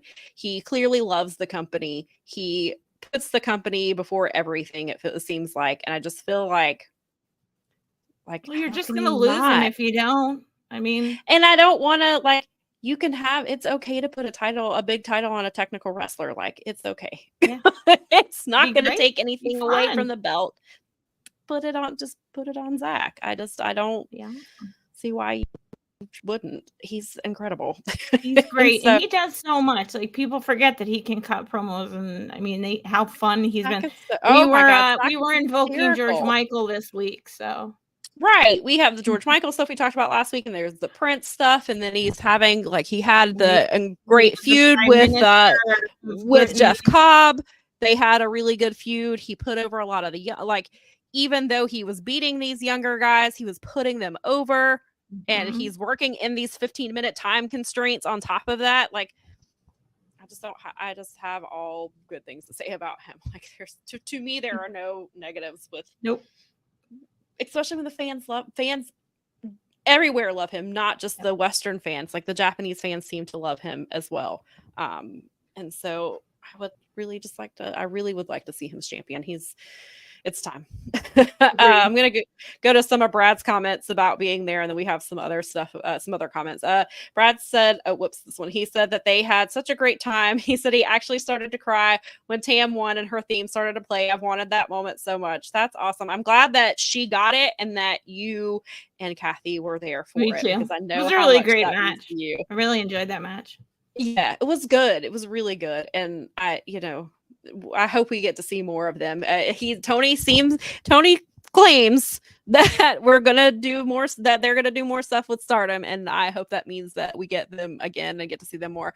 Hassan said Britt Baker's return at Forbidden Door was the best thing on the show for me. So excited she's back. Now we need Hater. I hope we get Jamie, but I don't want to put any type of pressure on her because we don't know how bad things are with her. And I keep seeing her name, which is good. I want her to know that fans want to see her. But on the other hand, I'm worried that it's creating a little bit too much expectation for her just because we don't know what her injury status is. But on the other hand, she sees people still love her and have not forgotten her.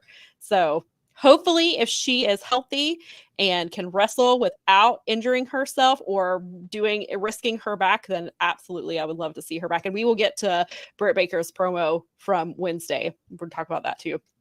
But it is good to see Britt back. I think the women's division, this stuff that with her and Mercedes looks like it's going to be a lot of fun, which is something the women's division needs. Daza said, if the women's tag in the Lucha match from the pre-show had been on the main show instead of the Learning Tree match and MJF match, it would have been a show of the year for me. God, that lucha match True that. on the pre-show was incredible. I knew it was going to be good, but That was good. oh my God, it even beat my own expectations. It's like, and I love all 6 of them. They're all incredible. And I'm so glad. On the one hand, yes, it should have been on the main card, but on the other hand, I'm glad people got to see that for free. Yeah. That was, it almost so felt like it was good. on the, I mean, when you look back at it, it felt like it was on the pay-per-view. They like really went that was for the last it. thing people saw before, like, I know. was like, that was incredible. Like, and then you can kind of say it went into MJF and Echicera, which I thought the match, I didn't hate the match as much as some people did, but I can understand some of the complaints about it. But I understand. But I mean, Jeremy was right. It was definitely the first match, like he said, and it makes sense. He said what did he say? He's so handsomely predictable or something, but yes, he is. It was when they went on, I was like, he got it. He called it. Yeah, Nikki agrees that ZSJ and Shingo's matches were so fucking good. Brad says the best was when Brett returned. She was one of Kathy's most hated wrestlers, but she popped for Britt even to the DMD. Well, it's a good thing she's come to Britt's side, because I think we're getting a babyface Britt here.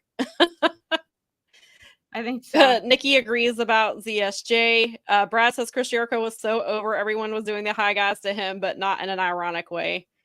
I mean, good for y'all if y'all are into it. I hate it. I'm glad. I don't like it at all. Like it's what not, you like. It's not for me. Brian Keith is for me, and Brian Keith is injured.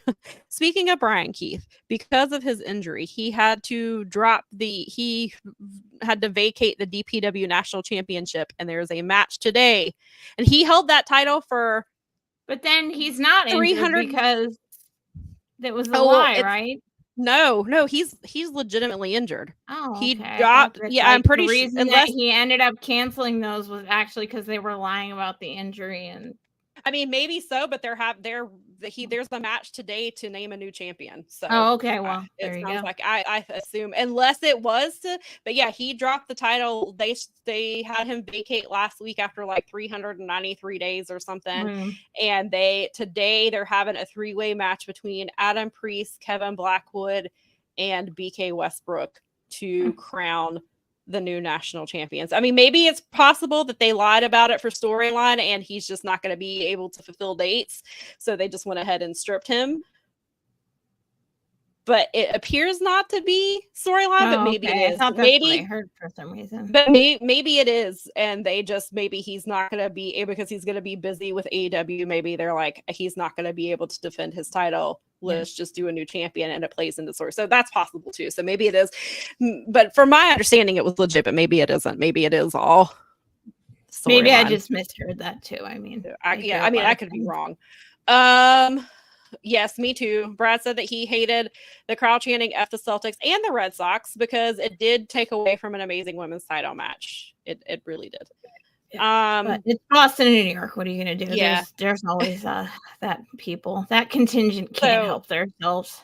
Brad says Kathy even got into the doing the yes chants during the Danielson match. She's never seen his work in WWE. She was so into the show. Even at the end, it was midnight and she was wired. I'm so glad that she enjoyed it, because it was a great show. I really, really enjoyed it. There are a few things that were a little not the greatest, but I mean, overall, I thought it was an excellent show. That's a really fun pay-per-view to get to go to for her. That pacing was so good. Like it did, like, yeah. Even though the matches were getting time, that they were flying by on top of it. Like I thought the pacing was great.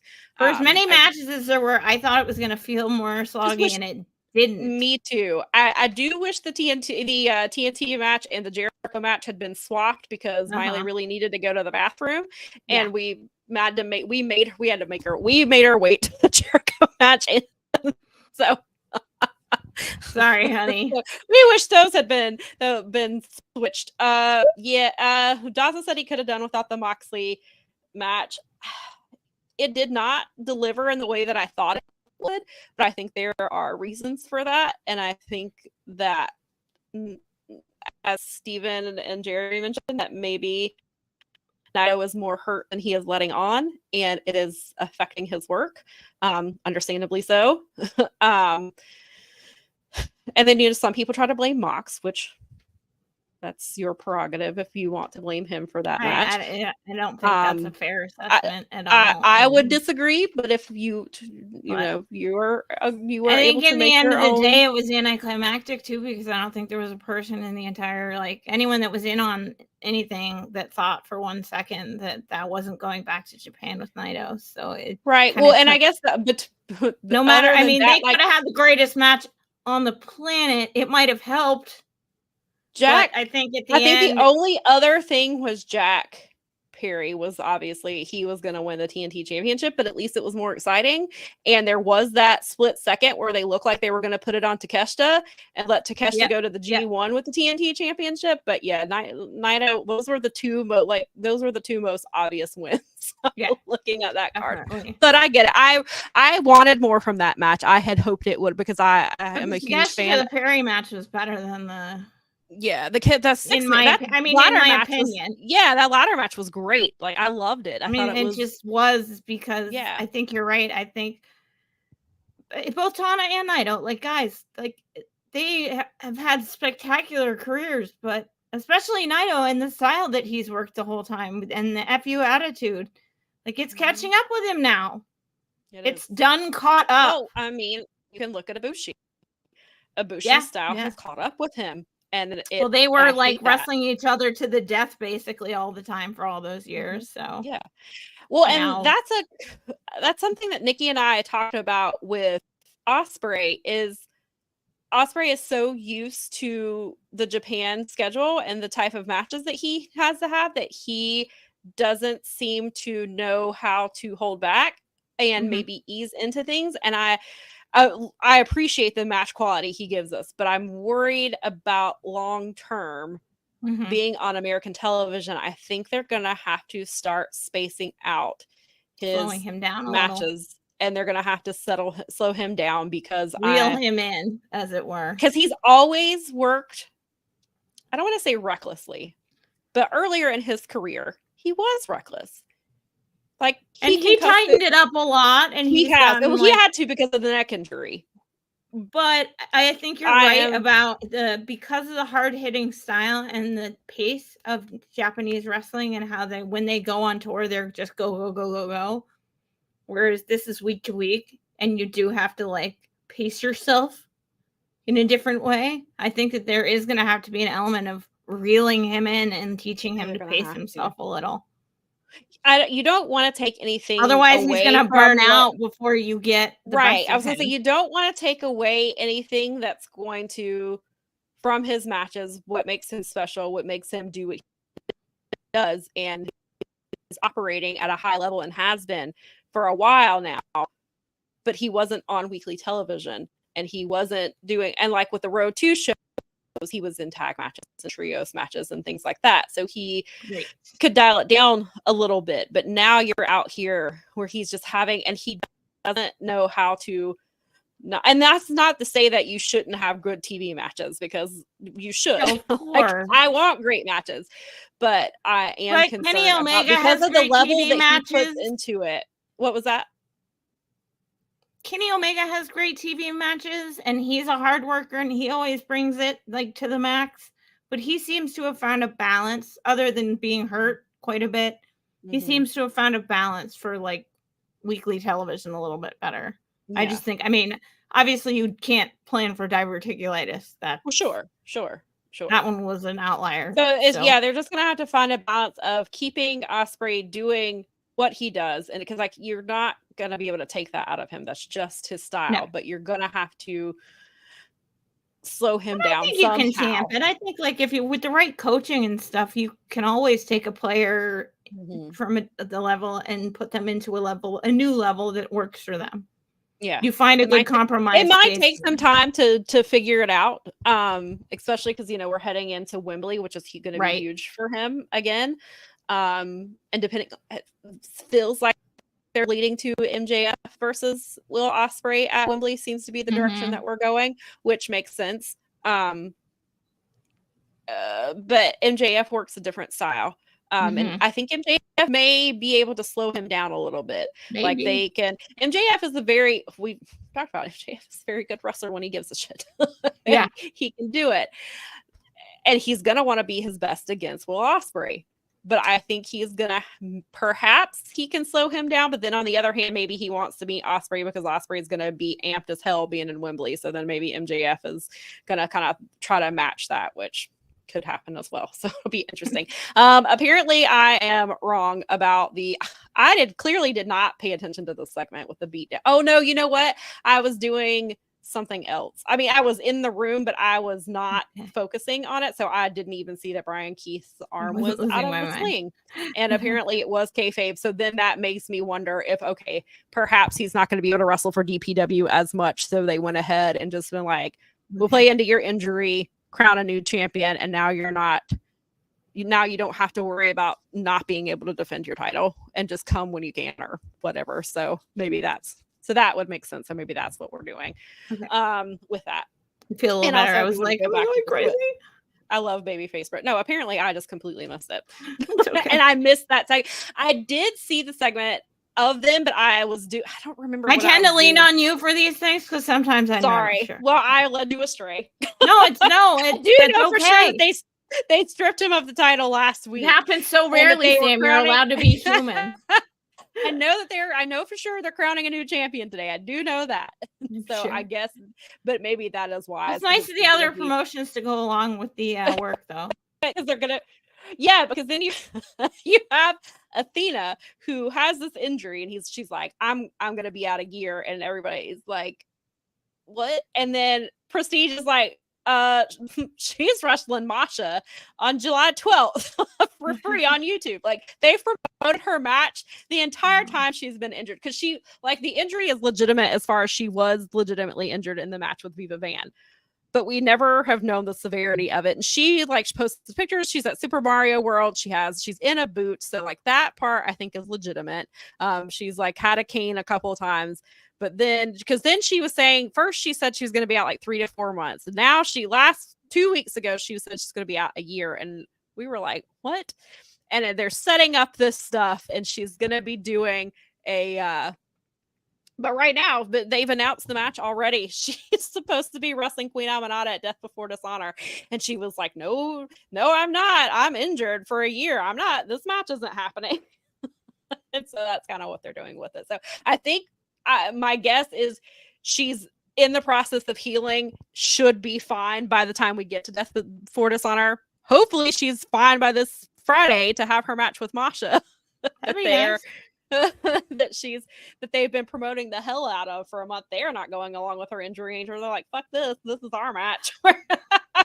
We're promoting Athena versus Masha. That's your universe, not our universe. Yeah, right. They're like, this is our incredibly stacked show, because that's the show. It's going to be free on YouTube Friday night. So I think it's 10 o'clock Eastern time, maybe 11.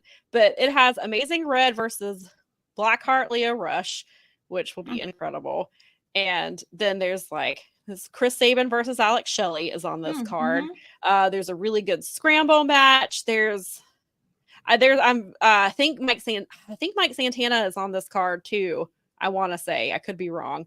There's a not a bad match on this card at all. So I was like, no wonder they're still pushing it. They're like, no, Masha and Athena is happening. So as of today, that match is still happening. We'll find out on Friday if things changes. USVA guy says, per last week's conversation, the merch tables run by AEW were a course atrocious. AEW's lack of interaction and local promotion, proper merch booths, and overall logistical knowledge is alarming. It sounds especially when they don't let independent people pick up the slack for them, like we talked about last week. They just can't. I don't know what their deal is with that. That sucks. And they're about to go to England. Dude, they're about to. Exactly. You should have special things. You're going to have. I mean, they're going to be. Wait, they're in Canada this week, right? Yeah, they're going to because they're going to the Saddleback Arena or whatever, and right, because it's the finals for the Owen. Yeah, the finals are for the Owen, so you're going international, you're going to Canada. You're going to Then Canada, you're England. You're going to Texas for like 6 straight Saturdays. Then you're going have 3 to countries England. or 4 countries represented on your card, and you don't have anything special or like not exciting. even that, just having the correct or amount have of anything. Yeah. USVA guy said, "We will show the wrestling world how to properly run a fan experience on January 5th. Please do. And then offer to right on. Please do, and then offer to hold a seminar or some shit. Offer a workshop. You know what? I bet you a lot of people would watch that and be interested in it. Offer a workshop to the AEW people and ROH people to properly do their merch and do a proper. I'm subscribed to Brutal Bob Evans email stuff, and I don't know. I don't even know half the stuff that I'm not into half the stuff he's talking about. But it's interesting to read the insider stuff on how to be good at this and how to be good at promoting yourself and doing these things. I'm like, oh, that's interesting. So. Brad says, so from a fan perspective, Brad said, I thought the tables were solid at Forbidden Door, but the prices were very high. $50 for a shirt, $1,000 for a replica TNT title, and $850 for the replica world title. But they had a solid selection. USVA guy said he's tried, but Tony won't listen to him. Damn it, Tony. Don't listen. Let up. Just somebody's trying to help you. Listen. Just keep trying. I know a couple people in merch. Maybe I can being a squeaky wheel. Maybe I can. Sometimes being a squeaky wheel. He won't listen, but I was gonna say maybe I can talk to someone who might be able to. Well, I don't know how. Maybe not, but Lord. I'm glad that you're at least trying. I wish he would listen to you because it sounds like you. And I know that you guys have got your shit together from the New Japan shows that I've been to. I haven't been to Charlotte in a while. I think probably because we don't have a company to piggyback off of right now. Yeah. That's part of it. But from the experiences I've been to, they have had good fan experiences. And yes, $1,000 for a replica title is ridiculous, especially when you consider championship. Why is your world title $200 less? Well, more than that, how much do the freaking tickets cost? The tickets are probably $300 to $500 at minimum, even to sit in the lower bowl, because that's around where we paid. Daza said you should train and win a belt and not buy it. There you go. But yeah, and LaRon says, and where are the replica women's titles? You have 2 of the most popular women in the company as champions and no title belts available for their fans to purchase. Yeah, which is insane. This is a fair question. Yeah. Why not just put a QR code on the merch booth and be like, if you want merch, buy it here. Save yourself the trouble. Because people can't. There was a wrestler complaining the other day about he went to a restaurant and had to use a QR code and it pissed him off and he left the restaurant. Well, can't remember if it was Daddy I feel like it was Daddy Magic. Maybe. Well, I'm really sorry, but he would hate Chicago then because they basically kept their COVID stuff in place. And I don't think out of all the places that we went in Chicago, maybe one of them had actual paper menus anymore. We were all most of the places I go to still have the paper menus, but a lot of them during COVID, they were using them and some of them make sense. Yeah, maybe it wasn't Daddy Magic. I don't want to call him out and it wasn't him. No. But there was an AEW wrestler and they were tweeting about it. And I was like, of all the things that's going to make you leave a restaurant, that's where you draw the line. Because you can't be bothered to use a QR code. Well, that's too bad. Then I guess he won't be following the Monet. Or using the QR code on the back of our card. Yeah, there you go. Guess he's going to miss out on Powerbombshells when we make it right there for him. USVA guys said that their New Japan titles are $2,500, but they are gorgeous. Yeah, they are. But I've seen those belts. Those are actual, heavy, actual. What I've got behind me, they feel like championship belts. Yeah, Brad said he's glad he bought the AEW World Title when it first came out. He ended up saving money from where it is now. Daza says it is law in the UK that if you carry a belt at a show, you are agreeing to defend the belt against anyone there. And then I have 6 belts at home. I went off at 8-year-olds at WWE shows. Send pics. Please tweet us. Please at us with Why pictures. are you now putting this on film, sir? Yes. Please at us with pictures. LaRon said, I don't mind QR codes for menus as long as the reception is good. Yes, very fair point. I will give you that. A lot of times the reception is not good and the menu won't come up. Yes, that is a very accurate point. That's true. But he didn't mention the reception was bad. He was just mad that he had to use the QR code to get it. Well, that's too bad. You live in 2024, my friend. It is the world is changing for 2024, bro. Dude, like the world yelling at clouds. Seriously. That's a pretty cloud yelly one. I mean, it's a little frustrating, but I mean, in all, it's like, you know what? As someone who's worn a restaurant, if you have a good reception, then yes. If it's LaRon makes a valid point. That's fine. But I was in like downtown in a major city, and so there was no reason for us to. Or there's a bunch of you at one time. I wouldn't have minded it. I probably would have had like the menu on the wall, and then had the QR code for you to look closer, kind of deal. Yeah. Brad says he bought a $400 replica IWGP title from High Spots. It was a great investment since I have it signed by dozens of wrestlers who worked in New Japan. That's really cool. That's a cool way to do it because so much but that's still 400, not 850, right? Or 1,000, right? Just crazy. Yes. On it. Yes, since we were talking about, we did briefly mention Britt coming back, which is huge for the women's division. It was an interesting moment, but I get it, especially because it's going to lead into this. And then it kind of reminded me of because Deanna came when Mariah had her first match or her first actual match, and people were pissed about Deanna, even though it was Deanna's hometown and all that stuff. But it happens. But I don't think it took anything away from Mercedes or anything. I think it just added to the situation and clearly put in like, okay, this is her first challenger. Like it was that way of doing it. So she had a huge pop. It's great to see her back.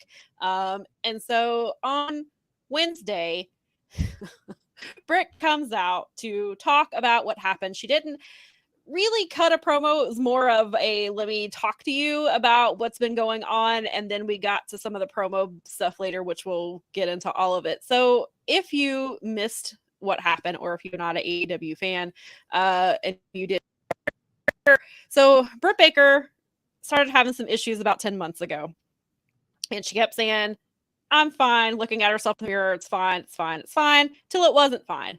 And she said that back in November, she was banged up and mentally she was running on empty. But every time she looked at herself in the mirror, she said, I'm good, until one day I wasn't. Because one day I started feeling really sick and the room was spinning and my vision was blurry and my right arm was tingling and numb and something didn't feel right. But I looked at myself in the mirror and said, good. I tried to open a bottle of water and I couldn't, and my entire right side stopped working. To sum this story up, I spent a week in the hospital with a diagnosis of TIA, which is transient ischemic attack. And the doctors explained that to me as an instance when your brain is not getting enough blood for that moment, and it's a major warning sign for a stroke, so much so that they call it a mini stroke.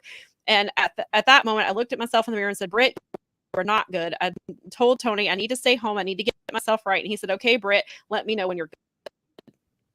So obviously is extremely serious and sounds completely she has had some issues with her back for a while. And so most of us were under the impression that she was out because the back was not great, which I still think the back was a factor, but clearly she was dealing with something much more serious. Well, she said that she had a hernia or what?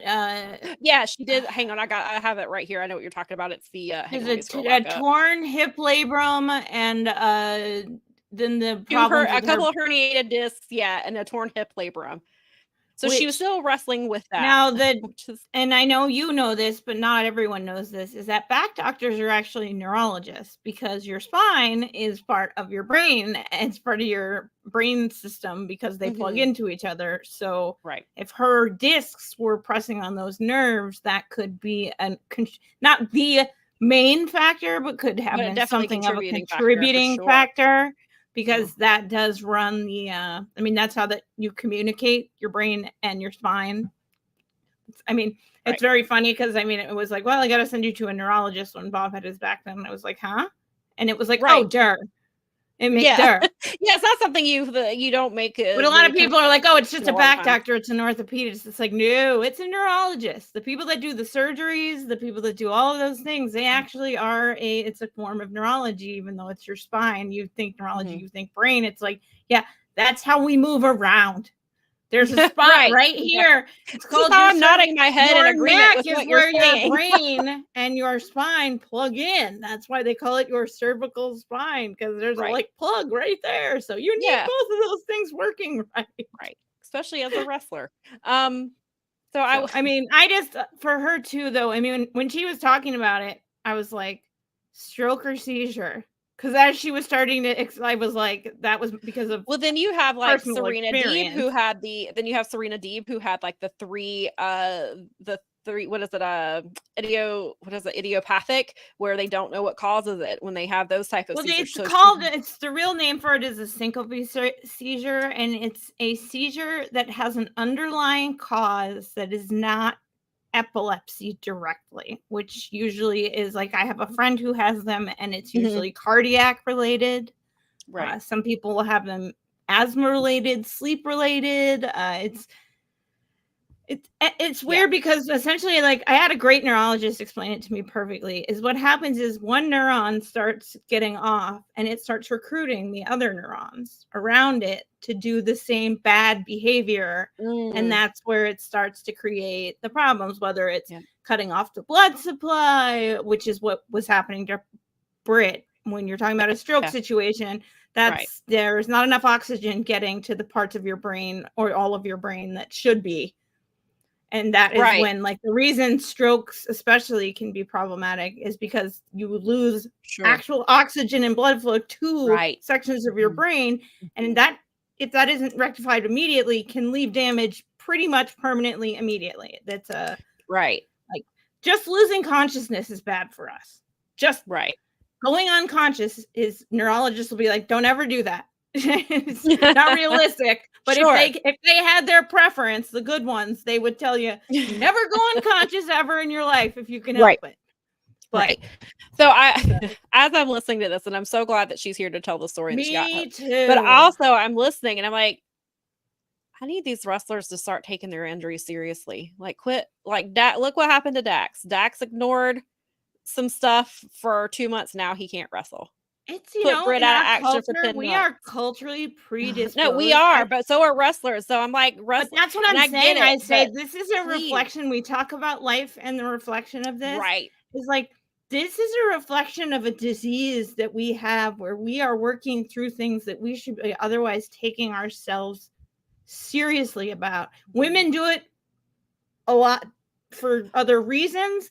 But men are just as susceptible because men are the rub some dirt on it. You can't be a wussy kind of deal. Right. Either way, and I know people in this listen to their bodies. They're afraid to lose their spot. Sure. But if you can't wrestle ever again or you're dead, then what matter? What difference does it make? If you're paralyzed, you're still not wrestling. You will miss X months of your career because you're not getting, or you may never wrestle again. So please. Please. And again, that's for anybody. Like you said, it is a reflection of our culture. Our culture is very much, especially Western culture, is very much you just work through it and you're harming yourself. And I'm glad that she was able to get to a point where before it got a mini stroke is very serious. Thank goodness it did not escalate past that. You can look at the stuff that Adam Cole is having to deal with, and why he's not even cleared to wrestle yet, because he is still dealing with certain issues. And then you have, Thunder Rosa missed a lot of time because of her back, and we don't know what's going on with Jamie Hayter. Maybe Jamie Hayter is quietly getting ready to come back, or maybe it's way more serious than we know about, and she's dealing with a lot of things that we don't know about. So I'm very glad.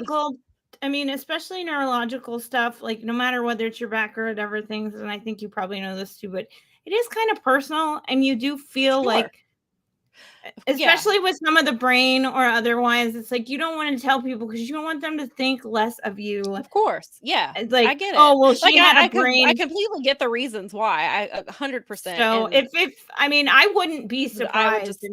I hope that they can get out of that mindset of like, I'm a wrestler and I have to work through this, and you don't. Please, it's a larger society. Like if we as a society stopped acting like that, that wouldn't be. 100%. I mean, because you see it with athletes everywhere, but just because we watch wrestling so much and we hear so many stories of, I could have done this, but I didn't want to lose my spot, or I was worried about people would forget about it. Like all legitimate concerns. I don't want to make it sound like they're not legitimate concerns, because they are, absolutely. But on the other hand, like, I don't want any wrestler to get to that point where Britt was at, or to the point where they can't wrestle ever again because they ignore things that were going on with it. But again, like you said, that's just our society in general. We all feel like a lot of us feel pressure to continue to work, or I can just do it, like you said, or men have the society has trained them like, you're not a real man if you don't work through this, or if you cry, or if you talk about your mental health, or like, so it is, you do see a lot of that. And I'm very glad that Britt is okay, and that she got help when she absolutely had to, and things didn't escalate, and that she can actually be in a ring and is cleared to wrestle and to compete again, which is incredible feat. So I'm really glad for her that she's back, and I hope Adam I hope he is healthy and gets on the right track and can come back too, if that's what's best for him. And yes, thank you, USVA guy. I mentioned it earlier that let's hope Minoru Suzuki recovers properly from his incident. If you guys missed it, he collapsed during a match yesterday. They stopped the match. He went to the hospital. He says that he's fine. I think he was diagnosed with I've heard he was diagnosed with a concussion, but then but then he says what I heard. But then he says he's fine and he's threatening to beat up people, which is what he does. But I believe it is him. He's probably like, I believe that he was diagnosed with a concussion though. And yes, that's what I heard also, although I wouldn't be surprised if he was taking out nurses with like, crutches and I think that he mentioned that he has a match in the USA this week, I think is what he said. So if he's diagnosed with a concussion, he doesn't need to be flying. But I don't know how maybe maybe he wasn't actually diagnosed with one. I don't know. Or maybe the match gets canceled. But he's not allowed to fly with concussions. It's not good for your brain. And you can't pass concussion protocol fast. Or you shouldn't be. Any doctor worth their license should not be clearing you to wrestle, especially at that age. And I know, just that reminds you that, we always joke about Suzuki, but that just reminds you, like, this man is not invincible as much as we believe. If you want to believe he's not invincible. And I think that's part of what. Not that injuries in general aren't scary and concussions, but I think seeing somebody like Suzuki, that is something that's scary, because we all hold him in this not mythological place, because I think we know he's human, but like sometimes we forget. I think that's fair. I think saying mythological is a totally fair assessment. Yeah, we do kind of put. I mean, there is like they do sort of have a bit of a god status with us sometimes. As long as we keep it normal and don't try to like cultize that, I think we're okay. Right. Fair. As long as we don't work ourselves and do a shoot about it, we're totally fine.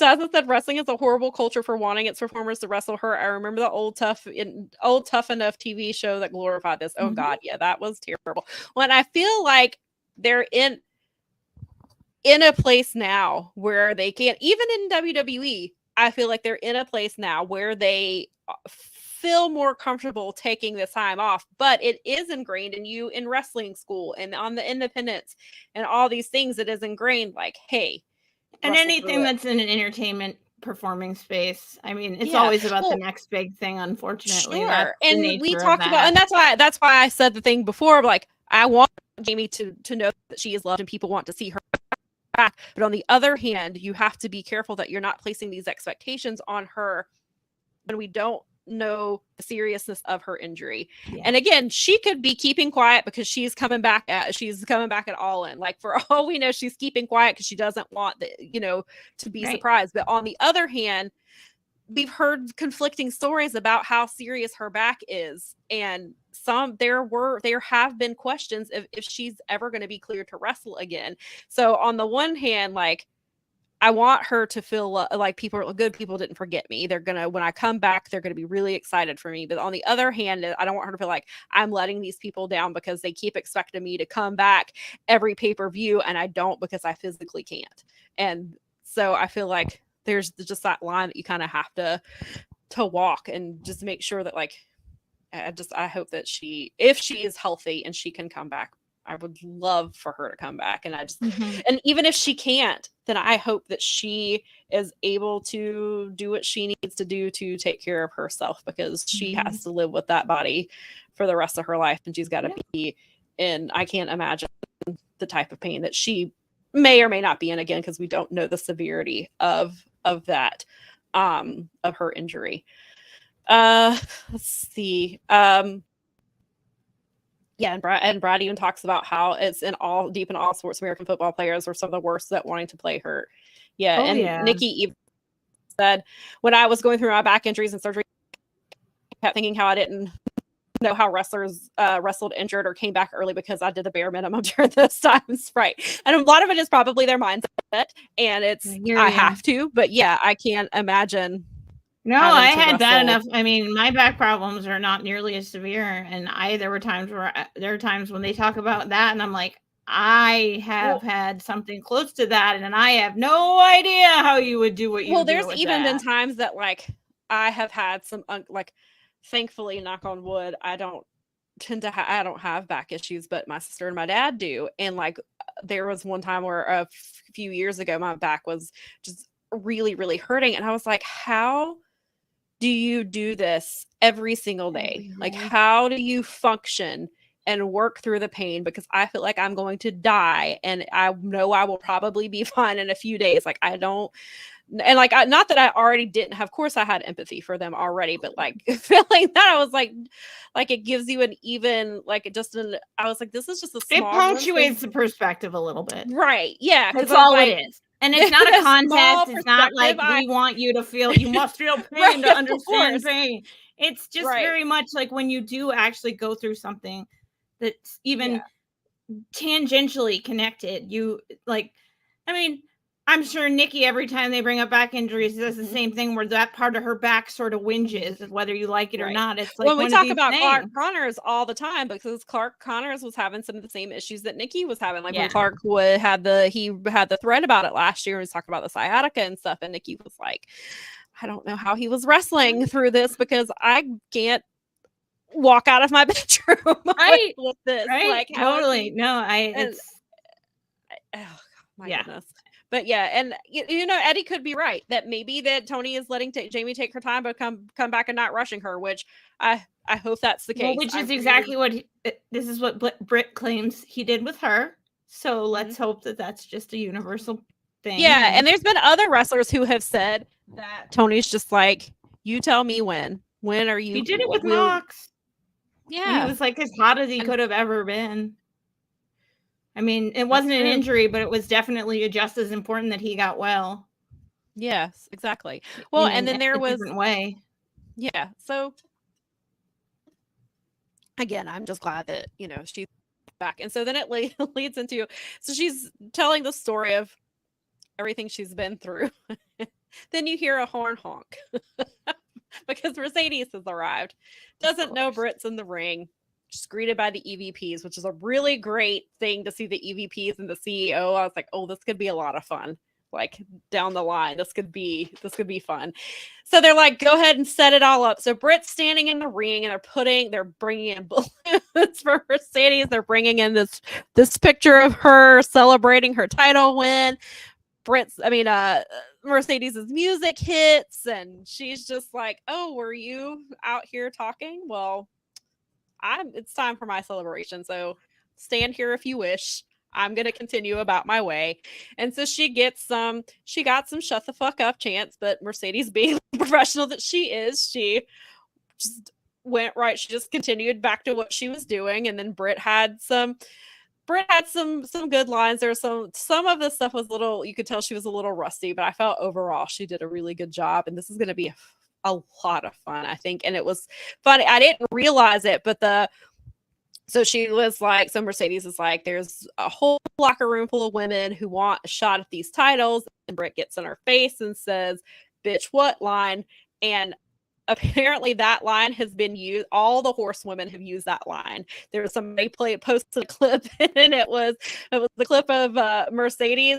It was a clip of Mercedes saying it. There was a clip of Charlotte Flair saying it. There was a clip of Becky Lynch saying it as well. So I was like, I like how they got the little four horsewomen tie in there with that. And it was a great line. Oh, and and before they even got to that, where Mercedes like put her hand in Britt's face and like pushed it away, was just very disrespectful, but it also made me laugh. And I was just like, oh, this is going to be fun. It's like, this is going to be Mercedes is best when she's a heel. And I think the heel CEO, while you have these heel EVPs, like, I think there's going to be some tie-in with that. Like, I think it's going to be a lot of fun, and I'm really looking forward to having this unfold. And I think it's important to have Britt's history of what she did in that women's division, when that division was rough for a really long time. Britt was rough for a really long time. She's still not their greatest worker in the ring, but she's come a long way. Her promos were awful, and she became one of their best on the mic. And so I like that they're going back to that, with you have like your current champion and your former face of the division who carried the company when there wasn't a lot to talk about with this division. And I do think Mercedes retains at Wembley, but I think it's important that her first challenger is the first first AEW Women's Champion, because that's not true. She didn't become champion until later on, but the first one who really became the face of that division. So I am really interested to see how this plays out over the next few weeks. And I think once Brent when she kind of gets back into the swing of things, like, I think that her promos are going to get even better. And I think her and Mercedes will be able to play really well off of each other. Do you think that's going to be do you think that's the Wembley match, or do you think she said, because she said, Britt said all in. She said, I was at the first. That's true. She said I was the first. She said I was the first woman who was all in with AEW, first one to sign. I was at the original All In. I was at All In last year. I want you at All In. So I think that's the Wembley match. I don't think because they probably could have main evented All Out if they had done the match a week later. Yeah, but it makes sense because it was Britt. She was one of the first, so that makes sense. Yeah, so I think Mercedes retains, but I think it reestablishes Britt and it puts her back in the forefront of the women's division and makes her one of the, like, she doesn't have to have a title to do that. And Tony's clearly, Tony and Mariah have their own thing going on. It's very obvious that Mariah's going to win on Wednesday, and this is going to be our match. But I think that, like, so that's two really huge women's storylines going into Wembley. Like, I think that's a real, and it's nice to see ahead of time. These are our stories. Like, we've got 6 weeks to build Britt versus Mercedes, and they already laid it out for us right here. And so I think that it could be really good. Let me see over here. Brad says, I'd like to think that Britt will make Mercedes raise her promos, while Mercedes will force Britt to raise her in-ring game. This could be just what they need. Yes. And Mercedes feels like she's gotten a lot more comfortable with her promos, but I think she's more comfortable as a heel, and I think her promos will elevate, and I think Britt will be a part of that for sure. And I think Mercedes will definitely make her up her game. And Britt will definitely need some reps before facing Mercedes. Yeah, they're not going to hold Britt out, I don't think, until Wembley. I think Britt will have matches before then. she'll wrestle. Like somebody I'd love to see her face, and I think needs a lot more recognition is Lady Frost.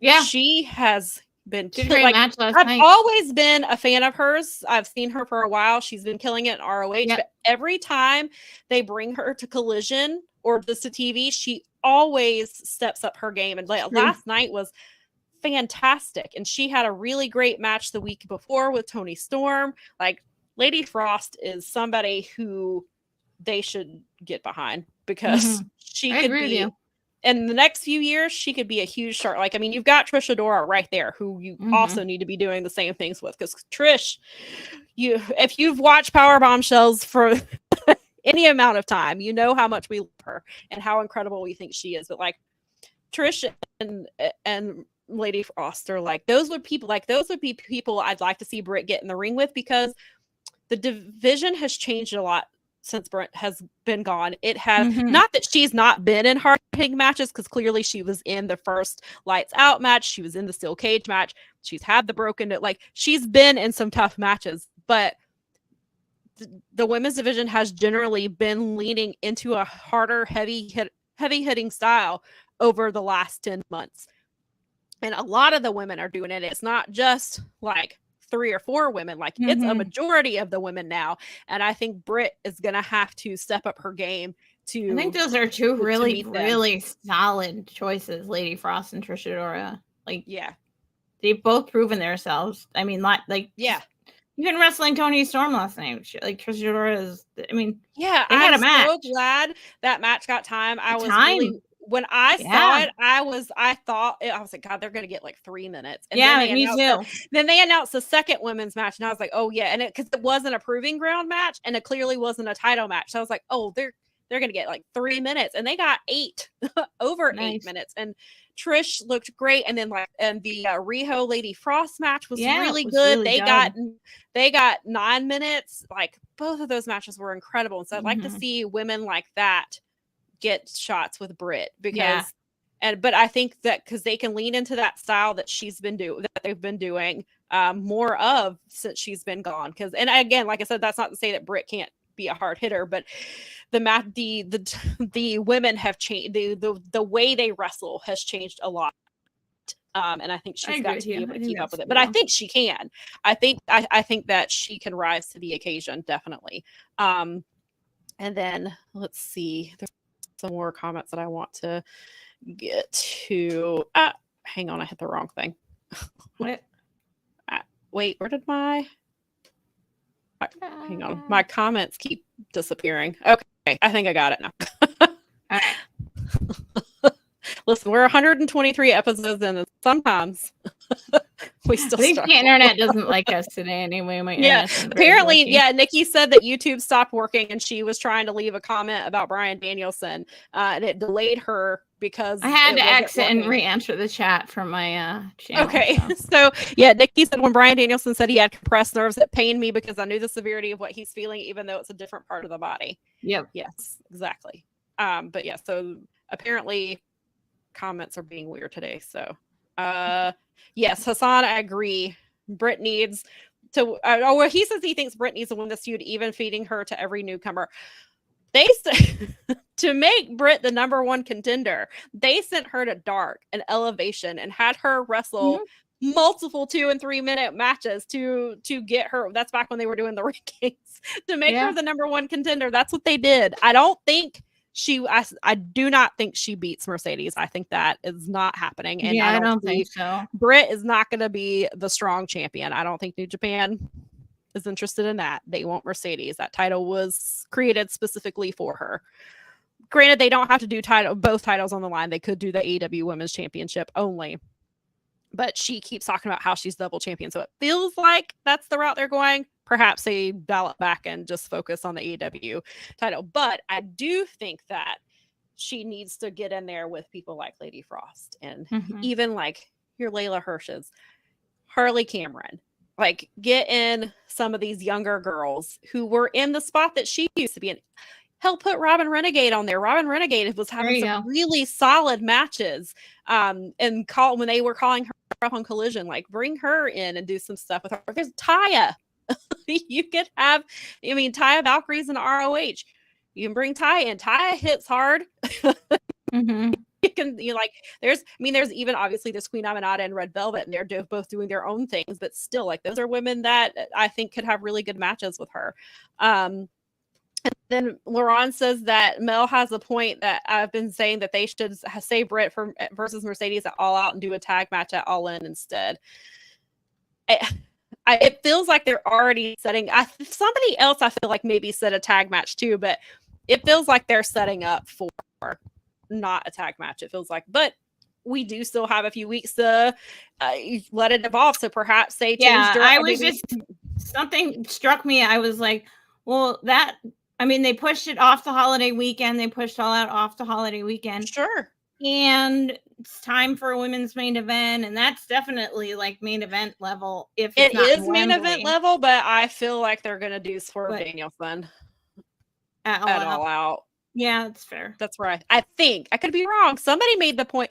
I don't know that they could make that feud wait that long, but somebody mentioned doing it at Wrestle Dream because they're both from Washington, which would be really smart. Longer. So if they do hold that match off until Wrestle Dream, then why not have the women main event All Out?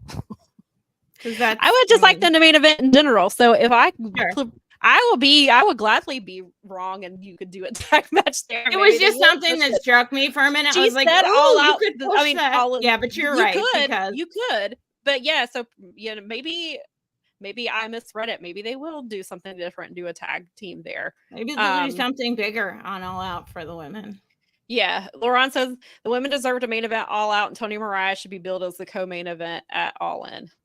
I would like it, but I think yes. Ooh, that would be fun. Brad says that he's leaning towards Statlander and Willow in a lights out match main event at All Out. That's a story that's been building for a long time. That's a really great point. Yeah, because they have been building their story. They could definitely have her. Willow and Chris could main event with the story they're telling. I think they definitely could. And it's getting more, not traction. It's getting more aggressive. We're seeing a different side of Willow, this feud could be really good for them. I'm really excited. Or is World's End, is that going to be in Long Island again? Do we know? I can't remember. Because no idea. They're both. I know that they were talking about Grand Slam recently, but I don't know anything. Yeah, no Grand Slam is moving. If World's End is not moving and is in Long Island, that would be a great place for them to main event because they're both from Long Island. MJF doesn't have to main event every show. Fair enough. But I could be wrong. I can't remember where. I can't remember if they've announced where it's at.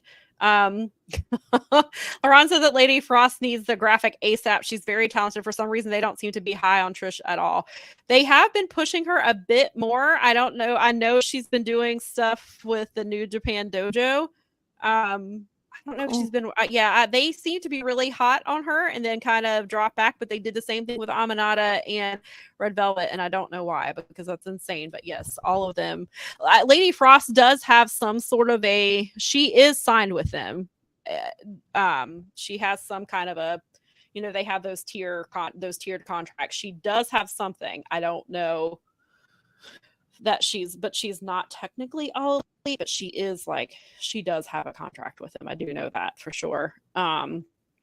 And then, Hassan said he thought Riho was injured last night. Yeah, she looked like she was, because she was holding her wrist on that spot. I was hoping she was selling, but it did look a little concerning, so I'm not sure. Brad said that Riho was injured coming out of the match. Sean Rossap didn't say what, but she was holding her arm close to her body at the end, like a wrist injury. Yeah, I saw when she grabbed. I saw it too, and I couldn't tell because I was like, she's a really good seller, but that looks like she's dropped off she went to jump off the top rope onto Lady Frost, who was on the outside, and she missed and landed on her arm, and she immediately was holding it, and she got back up and was holding it.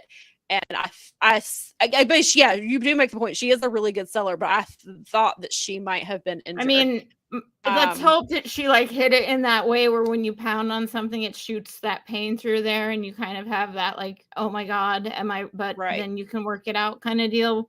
But I was a little worried, and I was like, I'm going with the Kenny Omega, like she knows how to sell thing, but Right. also he's been seriously injured during those Yeah. times. So, but she did look hurt. I mean, Yeah. it did Praying look to the like wrestling goddesses that hopefully it's nothing too serious. hopefully she's just that good.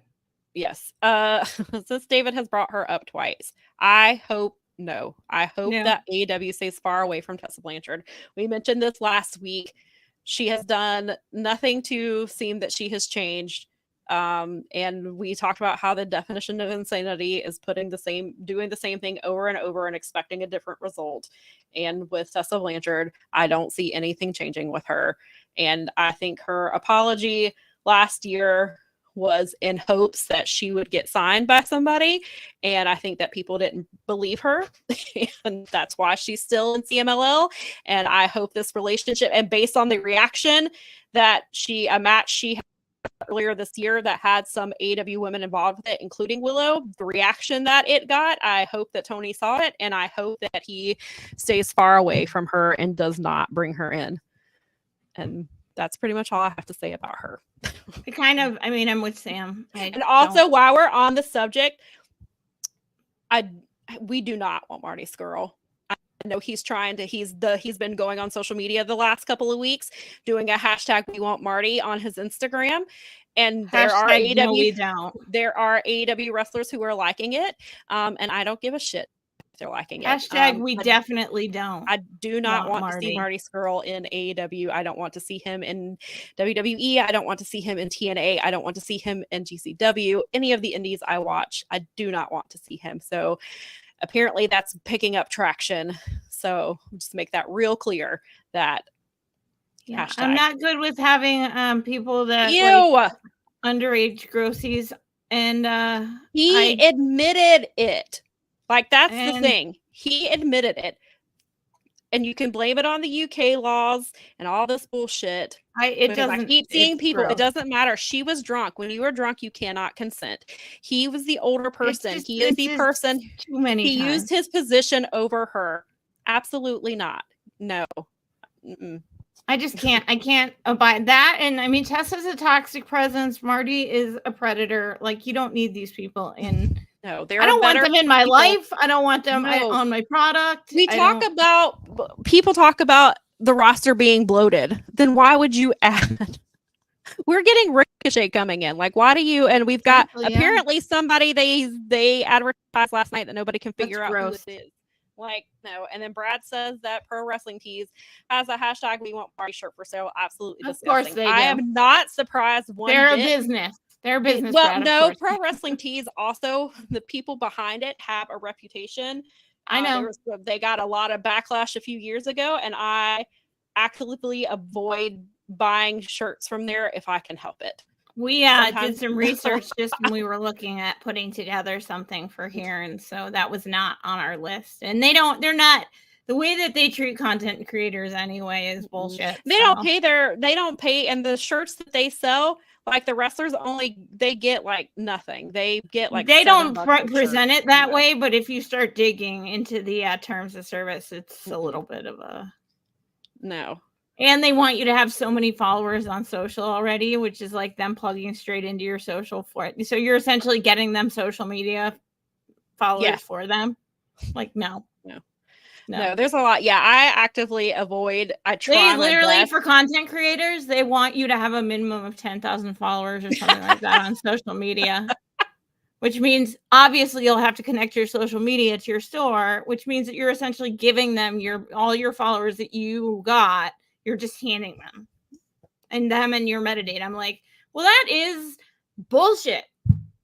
It is, and then they have like even on top of like the bullshit. You can look that's just for content creators. If they're treating wrestlers like that, then wrestlers make like $7 a shirt. I think it's like something insane. They make like nothing. The shirts, their quality has gone down from the last time I bought from them. Like I wore a shirt maybe 5 times, got a hole in it. There's some others like their shirts weren't as soft. I hate that a lot of wrestlers. That's the only place that you can get like. If I want to wear Horseman shirt, that's the only place I can get it from. And so I have held out as long as I could. Like, I want to support my friends, but also I don't want to support new, better shitty company on top of that. Yeah, there's no better places you can go through that do the same. There is I know a few. Wrestling Wine Down who has incredible shirts. Well, and then I mean, yeah, just Lo alone. I mean, you could like work with her. And her shirts are quality. Like her shirts are really soft. They look nice. Kyle too. I mean, that's what Kyle does too. Obey Cube. I mean, same thing. All the stuff that we get is quality stuff. I mean, I really like my leggings that he made me custom. They have the cell phone pockets in them, and they are good size ones. They're not those like skimpy, wacky half ones where they fall out when you walk. They're good size pockets and really nice leggings, and they're not like super thin like the ones that you buy for like holidays and stuff. Like they're really nice. So Obey Cube or Low at Wrestling Wine Down. Those are the places that you Obey need Cube made our amazing logo. Our amazing logo. Brad said that I think we were pretty clear though. If AEW or WWE was going to bring him in, they would have brought him in by now. Sean Ross out says no one wants to touch him, especially after the New Japan incident. Yes. Yeah. So I think most people have made it pretty clear, but apparently he's trying this hashtag, and I've noticed that they're screenshotting it, so it's not like they're actively promote, like they're like, hey, this is what he's doing. But even unironically he's promoting on him they're not. What they're showing is he's on Instagram trying to make it back, is what their point is. Like, and it's people who have been very vocal about speaking out, and they're like, hey, just so you know, this is happening, because he's not on Twitter. Well, at least maybe he's on a burner, but like he's there. Like, so if you don't know, this is what is happening. Like he's trying to start this shit up again. Like, because Joey Ryan tries to do this shit every few months. So for a year, every few months he was trying something to try to get back in. So I'm not surprised. Carney's been a carny. And I was like, let me just let's just address that right now. No thanks. We don't want Marty. Not here. No. Let's see. So also we did, going back to more positive things, we did get the return of one Hangman Adam Page this week on Dynamite. Apparently, some people were really mad that he beat Jeff Jarrett. Apparently, some people thought because Jeff Jarrett, including Dave Meltzer, because I saw the tweet, thought that because he got the video package, that meant he was winning the tournament. And he does and people are like, well, then why did he get a video package if he wasn't going to win? To explain why he's in the tournament. That's why. Guys, that was a tribute. Did nobody understand that was just a tribute? He was in the tournament as a tribute, and he made the video as a tribute, and he said all those things as a tribute. Apparently not. So that apparently all of you would be okay with him putting somebody else over in his in his friend's tournament? Like, yes, he lost to Jeff Jarrett because that's the best story. Because you wanted him to be in there because they made him an ultra like mega baby face, but there was no way he was getting past that. Right. And as you pointed out 2 weeks ago, they're not putting a wild card in there to lose the tournament. So why would they have Jeff Jarrett wrestle? Why can't a tribute to my friend just be a tribute to my friend, guys? Yeah. And then it made Hangman more and better of a heel to do that. Right. I don't know why we're not. He's a super duper. He's angry millennial cowboy now. Well, and then on top of that, true, very true. It made the men's bracket look slightly because the women's bracket was clearly like, we knew, all right, this is who's going to win it's clear who's going to win all their matches. It's clear who's going to win this tournament. So with the men, it leaves a little bit. There's the possibility of like they have the possibility. Okay, maybe it's Danielson. They're going to do Danielson versus Swerve at All In, because Swerve said he'd like to face him. So people thought that. And they're like, or it could be Hangman. And then that sets up Hangman Swerve 4. Or it could be this. And so it gives you a little bit of who might win.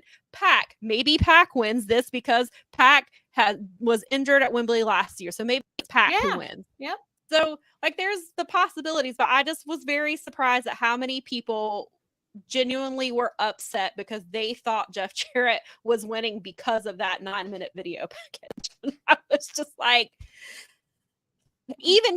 of course, yes, later in the video he said it like made it more of like a distinctive heel turn Like when Adam Page was like, Yes.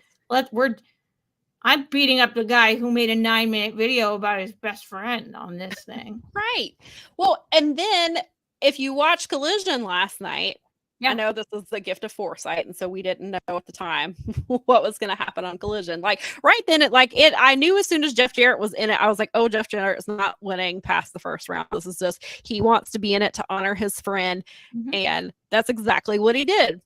Well, then last night on Collision, we have, actually, before we get to the main event, we have a segment with the Patriarchy. They want the trios titles. Jay White and the Bang Bang Gang have those titles, and Christian says, you only entered the Owen because you're dodging me, because you know I'm going to take those titles from you. So I was like, oh, he's gonna cost him this match tonight, which is what happened. Because you have Hangman's getting angry. He's still pissed off at the referees, which is the whole reason the whole thing at Revolution happened. The referees, he injured referees, and that's why he was suspended. So he's still angry. There was a ref bump last night. He takes off his belt, he chokes Jay White with his belt. He beats him with it. Jeff Jarrett comes out and stops it. And so then it looks like, okay, Jeff Jarrett's going to help Jay win. But of course, Christian was like, not on my watch. And so Christian gets involved. And he lays down, and then he helps Hangman win, and he's laying on the floor so the referee can't see him. And then after the show, Jeff Jarrett there's a video of him going to Christopher Daniels and Tony Khan, and he was like, you were making a mockery of Owen Hart. You cannot do this in a match in a tournament like this. This is not how you honor my friend. On Wednesday, I don't want BCC out there. I don't want Nicholas and Matt and Okada out there. They all have to be banned from bringing that in. I am going to be the special enforcer because I want to make sure that my friend is honored in this tournament, and also maybe get back at Hangman. There's probably some underlying subtleties there. So now Hangman has to beat he has to beat Bryan Danielson and Jeff Jarrett because he embarrassed Jeff Jarrett a little bit last week. So now we have created an obstacle for himself. Right. Exactly. In storyline. Yes. What? So. Wait a minute. Is that how that works? Yes. It does, apparently. But yeah, so it's just, even if they weren't having Jeff Jarrett get involved in all this stuff, even if it was just that one match and that was it, that's all, I think that's all it was ever supposed to be. And I think Jeff Jarrett knew that. I'm sure Jeff Jarrett was like, you know what? I don't need to win this. I don't need a title shot at Wembley. I just want to honor my friend. This means, and he even said, if you watch the full 9-minute video, this means more to anything to me that I've ever done in my career. Just being in this tournament, it means more to me than anything I've ever done. I was like, right then and there, that's when I knew already, but that sealed it. When he said that, I was like, nope, he knows this is his one match. He's here to put Hangman over and to honor his friend, and that's it. He served his purpose. Yeah, and now we get a little bit more purpose because now he's involved in this match on Wednesday that we're getting between Danielson, and I still don't think Danielson is winning. I still think they're doing Danielson and Nigel because Nigel was really laying it in thick last night, even more than usual. I think Nigel's going to cost Danielson the final is what I think is going to happen. I can't tell if he's going to cost him or he's going to be like, you can't even beat Hangman Adam Page. You can't even win an easily winnable tournament. He's just gonna say the wrong thing or antagonize him. He's gonna antagonize him to the point where Danielson gets physical with him, and then he's gonna be like, I'm not cleared, and then we go from there. But it did cross my mind that he cost him, so I think that's certainly possible. It's either that or he's going to make fun of him to the point where he provokes him. Because he already kind of did with the Brie line, and that got ignored. But then last night, he was really laying it in. Really, really, really thick. And I was like, yeah, this is what's happening. So, Brad says that he thinks Hangman loses and joins the Elite for Blood and Guts when Swerve officially joins Team AEW. Then he ends up going after Okada for the Continental Championship at All In.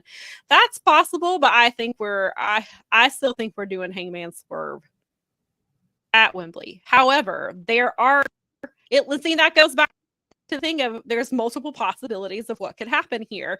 And you could keep Hangman away from Swerve, even though back in December, Swerve said, I found the video the other day, Swerve said he wanted this match at Wembley. So I kind of feel like that's always been the plan.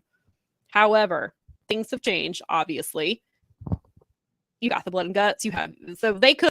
Brad definitely sets up a good scenario that I could see playing out. So I still think Hangman wins, but I don't think Danielson, regardless, I don't think Danielson wins because I think Danielson and Nigel has to happen at Wembley because it was already supposed to happen there. Nigel only has like one match, literally has like one match in him, and he's gonna do it. And it's Danielson's retirement year. I mean, right. And it will be his last Wembley, essentially, like his last chance at a Wembley, his last Wembley. Like, yeah. I feel like that's what's happening. I think I really thought they would do Swerve Danielson at All Out because you need a really big match for that. But the Wrestle Dream match makes a lot of sense because they're both from Washington. Both from there.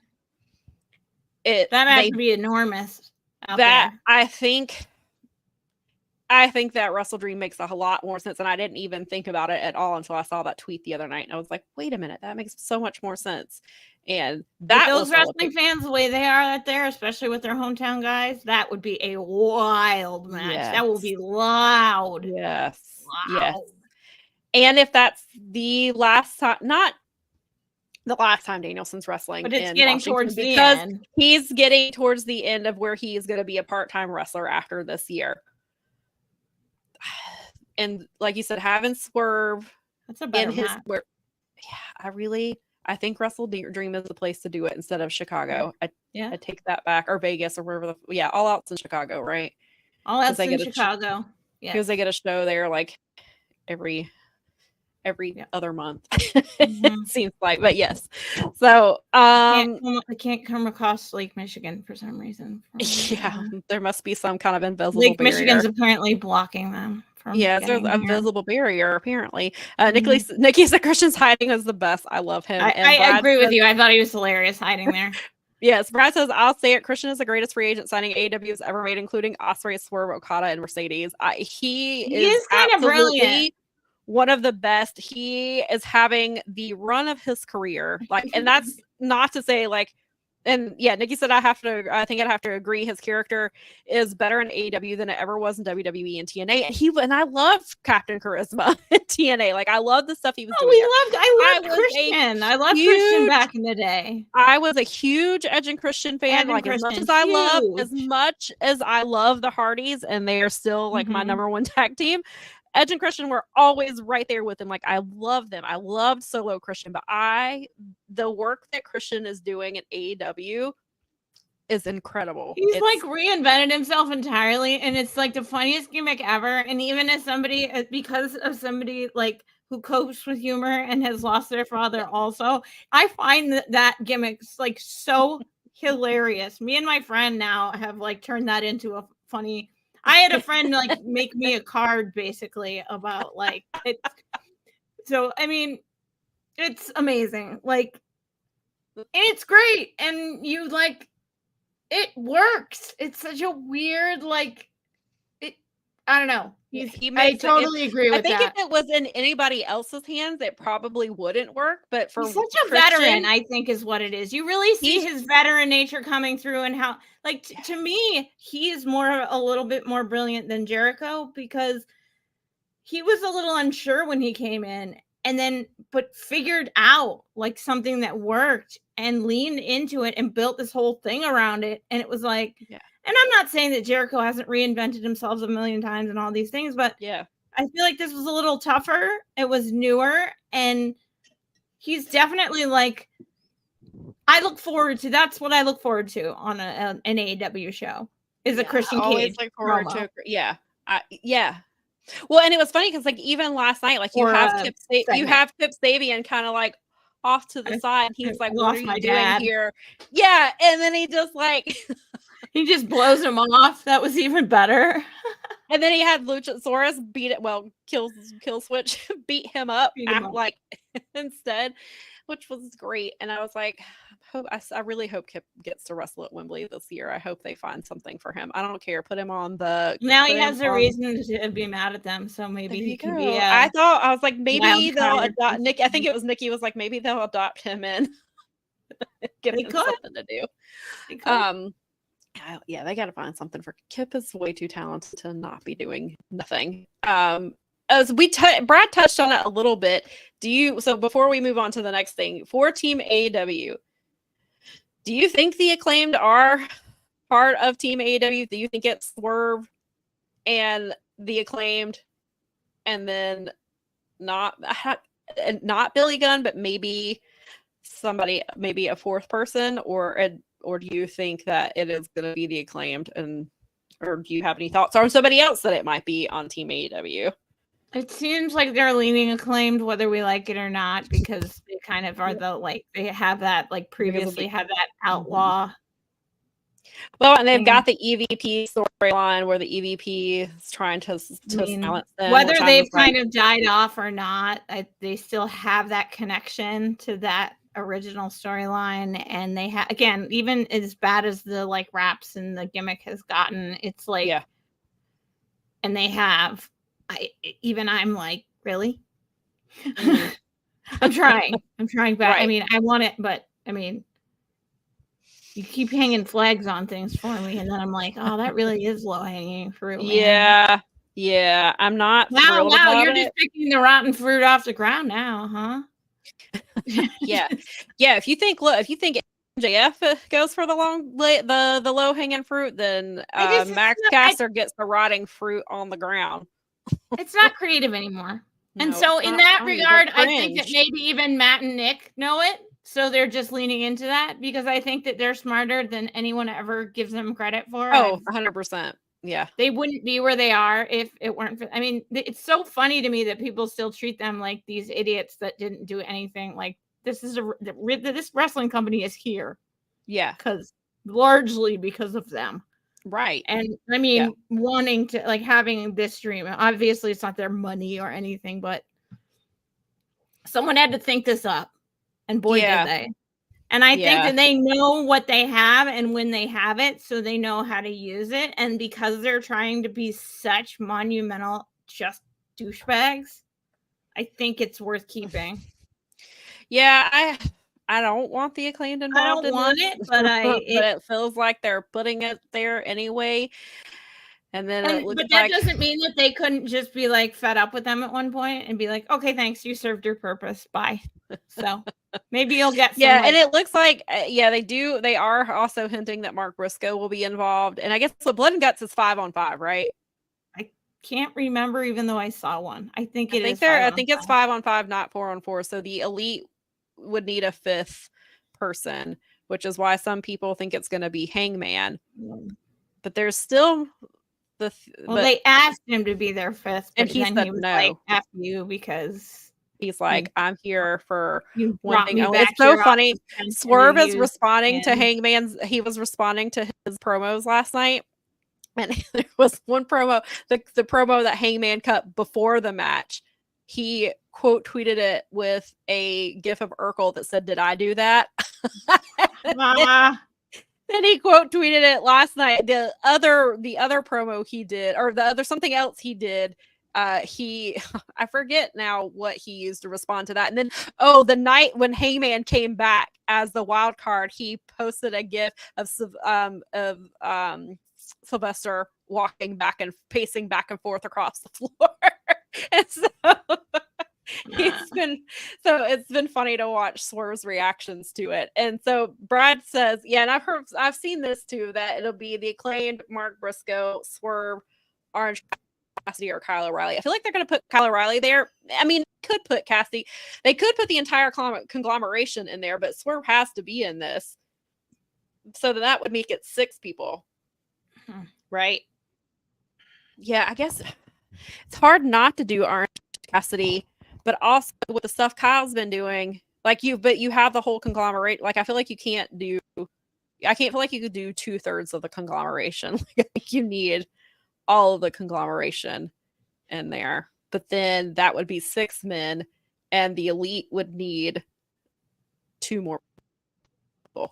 which would be interesting. But I could see, yeah, I think Brad's right that it'll be Mark Briscoe's definitely going to be involved because he doesn't know where ROH is at, except for he did have he did defend it one time a couple weeks ago, and I was like, then they had Kyle Fletcher lose his TV title. Yeah, ROH is it's a thing.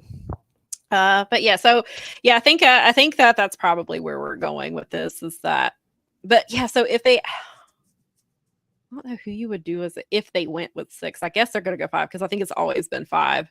I feel like it's 5. I'm sure they'll just reorganize that somehow. Someone will get hurt. Yeah, it would be hard to leave somebody. I mean, I guess if they left someone out of the conglomeration, you could do the 5 and then just have the other come out there because I'm sure Billy Gunn's going to be hanging around. He's not actually going to be in the match itself, but I'm sure he's going to get involved somehow. So you could have Orange or Kyle O'Reilly get involved somehow if they're not actually in the match itself. So it'll be interesting to see how that plays out. And then somebody that should have been, who I still think should have been in Anarchy in the Arena, is Daniel Garcia. He was right there. I get why Eddie would have been it till he was injured. There was no need to bring Darby back for that one spot. He's still recovering from injury. We have not seen him since Anarchy in the Arena. Daniel Garcia should have been in that match. Very annoying that he's not. So it came out earlier this week that Daniel Garcia's contract is up in the fall. I have heard October. I don't know how accurate that is, but that is the month that I have heard. I'm also hearing the fall, which would still line up. There was a Fightful says that he's expected to re-sign from a couple of people. I have heard from other people that he's not happy and that they don't know if he's re-signing. There's a lot of stuff, of course, with the contract situations. There's always tons of rumors out there. So it could be, maybe he is going to re-sign. I would love to see him re-sign. So some people think because of what happened on Wednesday. So Daniel Garcia had the international championship match with Will Ospreay. Fantastic match. Of course, then you have before the match, you have Daddy Magic talking to MJF and saying, you're not so bad.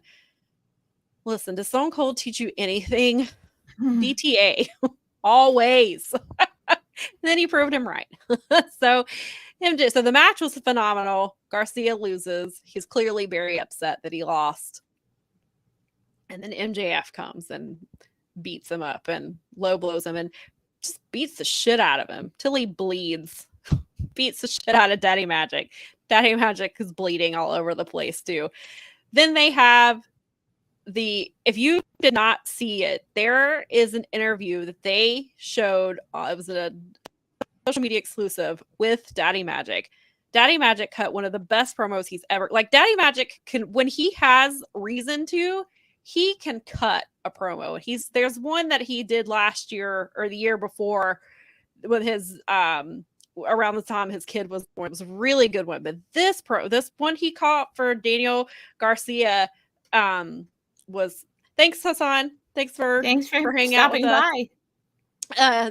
But Daddy Magic just cut this incredible promo. He talks directly to Daniel Garcia's mother and was like, I am so sorry that this happened. We will make sure he's okay. Somebody call Daniel's mother.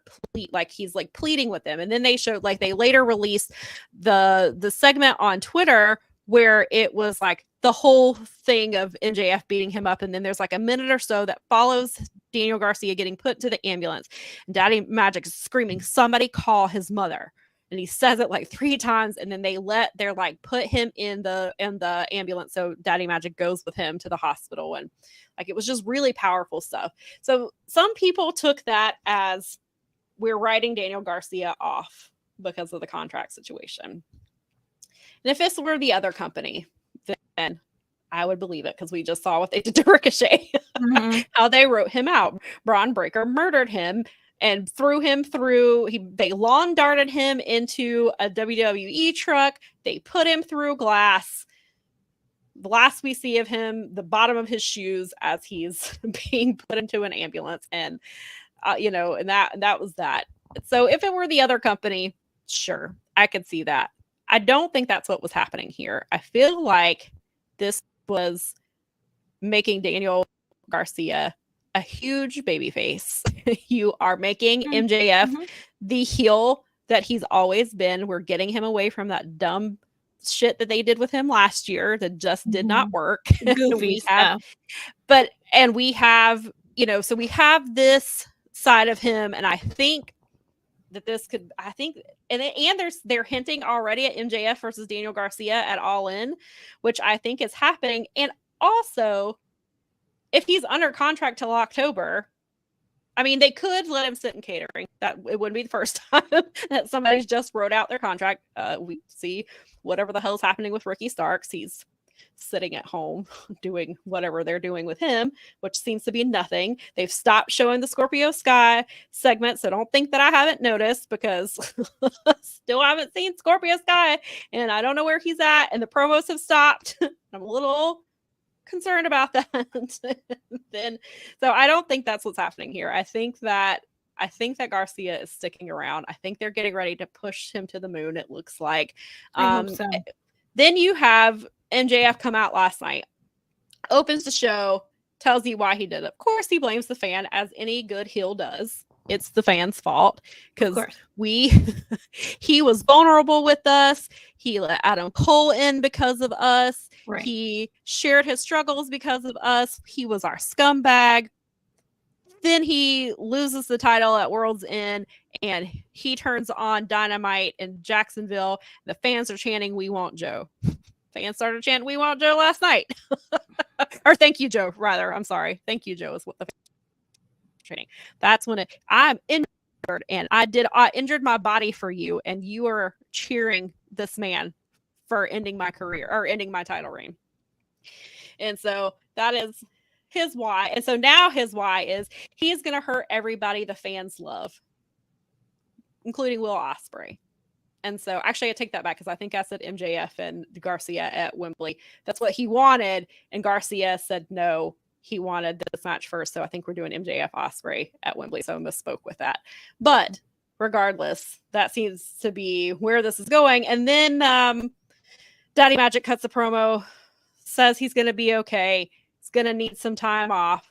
When he gets his hands on MJF, he is going to be Red Death.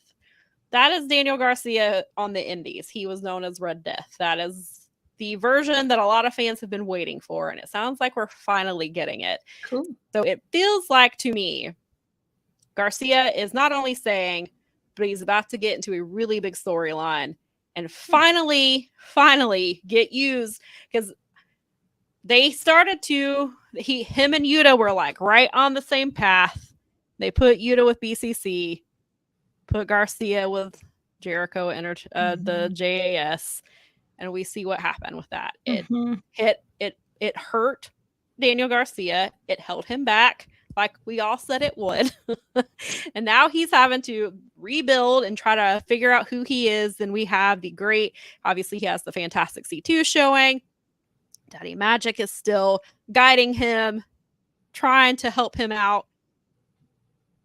And now he's been having these really good matches and redeeming himself, and we see him getting on this, and now we see the shit get beat out of him by MJF. So I feel like that's the story we're telling, and I hope that's the story we're telling, and that I'm not getting this all wrong. Yeah, I mean, I hope so. I mean, and I hope they just use him and go with it, because you're a wrestler chants like mean something. So I mean, he is. Right. So. Yeah. Brad said that he wouldn't be too worried about Garcia going anywhere. Tony is a huge fan of his. LaRon says Garcia isn't going anywhere. They were going out of their way to put him over on commentary. Yeah, that was my feeling too. I think so too. That some people saw that layout and was like, oh, they're burying him, because I think they went out of their way to make sure that some of those rumors got quashed on a lot of the stuff that I was seeing this week. because I saw those rumors, but also I was like, and they were like, whatever y'all are thinking, you're wrong. I mean, they all but came out and said it. It felt, in my mind, to me like, yeah, and and JD Oliva was there with his son, and he even said that he thought they were writing him out. He was like, that's what it felt like. And I was like, I think that's not what was happening. I feel like they're setting up to make him a major baby face. And he's like, I've heard some rumors. And I was like, oh, I've heard the rumors too. Mm-hmm. And it's certainly possible. But I feel like you said that kind of quashes the rumors. And we're about to give him the monster push that he needed 2 years ago when we diverted and put him with JAS, which ended up being a huge mistake. It's like, so I hope that it's true that he's going to resign. I hope those reports are correct that he's expected to resign. I hope this is about to be the start of something big with him, that he's finally getting the push he deserves, and that if they can't get things right with Ricky Starks, then hopefully they can get things right with Daniel Garcia. And yeah, so I think that did we get? Oh no. Do you want to talk about the G1 finals real quick and tell everybody you were right? Real quick. We can talk about the fact that I was freaking dead right, and that I called it like, and I mean, again, I was kind of playing with the idea because President Tanahashi had said, hey, we're going to push the young guys. Right. And that it would be groundbreaking territory to keep Ishii and Tanahashi out of the G1. And a lot of people are questioning that. I think for whatever reason, if Tana wants to do any wrestling in the future, I don't think doing the G1 would have been good for him. And as far as Ishii, I think they're going to use him here a bunch this summer. Yeah, he's already been announced for Wednesday. He's in the global some weird. Yeah, there's something. It's whatever's coming up this week. It's in a global it's a 4-way match. But I genuinely believe that Tana feels like because he's a big star and he's a good crossover star, that he might be more useful because, like, especially if someone like Suzuki's out and he's not really as big of a star directly in New Japan right this minute. Mm-hmm. And I think it is news that he's not in the G1. People are going to be like, well, where is he wrestling? Right. And AEW could certainly use, I mean, what AEW regular fan doesn't want to see Ishii every week? None of us. Yeah. I do have a friend that asked. I've had a friend who asked where Yano was and why Yano was not in this maybe they'll bring him in too. I hope they do. I hope so. But then if the rumors are true that Ishii is battling some injuries and if he can't go in the G1, they're worried about putting his body through the G1 again. This is a good way to still use him, is to bring him over to AEW and let him wrestle for a few weeks while they're here and there. There's some. We've got. There's like put him on Honor Club. Let me have him there. There you go. Maybe you'll get people to sign up for it. Make like a have him beat the crap out of somebody. Like Black Friday in July sale where you buy Honor Club and you get to see Ishii wrestle for the next 7 weeks. Put him on. I don't care. Put him on the Death Before Dishonor pre-show. I don't care. I mean, put him on the pre-show. And it'll get. I mean, and if he needs to rest, he needs to rest. They have a lot of people that now. I mean, I was kind of spitting it out as a long shot, but they also said that they were going to be minimizing outside interference, that they were going to be pushing young guys. Even if though, I mean, no one expects Bolton and Newman to obviously, you and I. That's But if they can separate themselves a little bit and they can show that they can hang in this tournament and they can get through, that's good for New Japan. It's good for us. It's something different.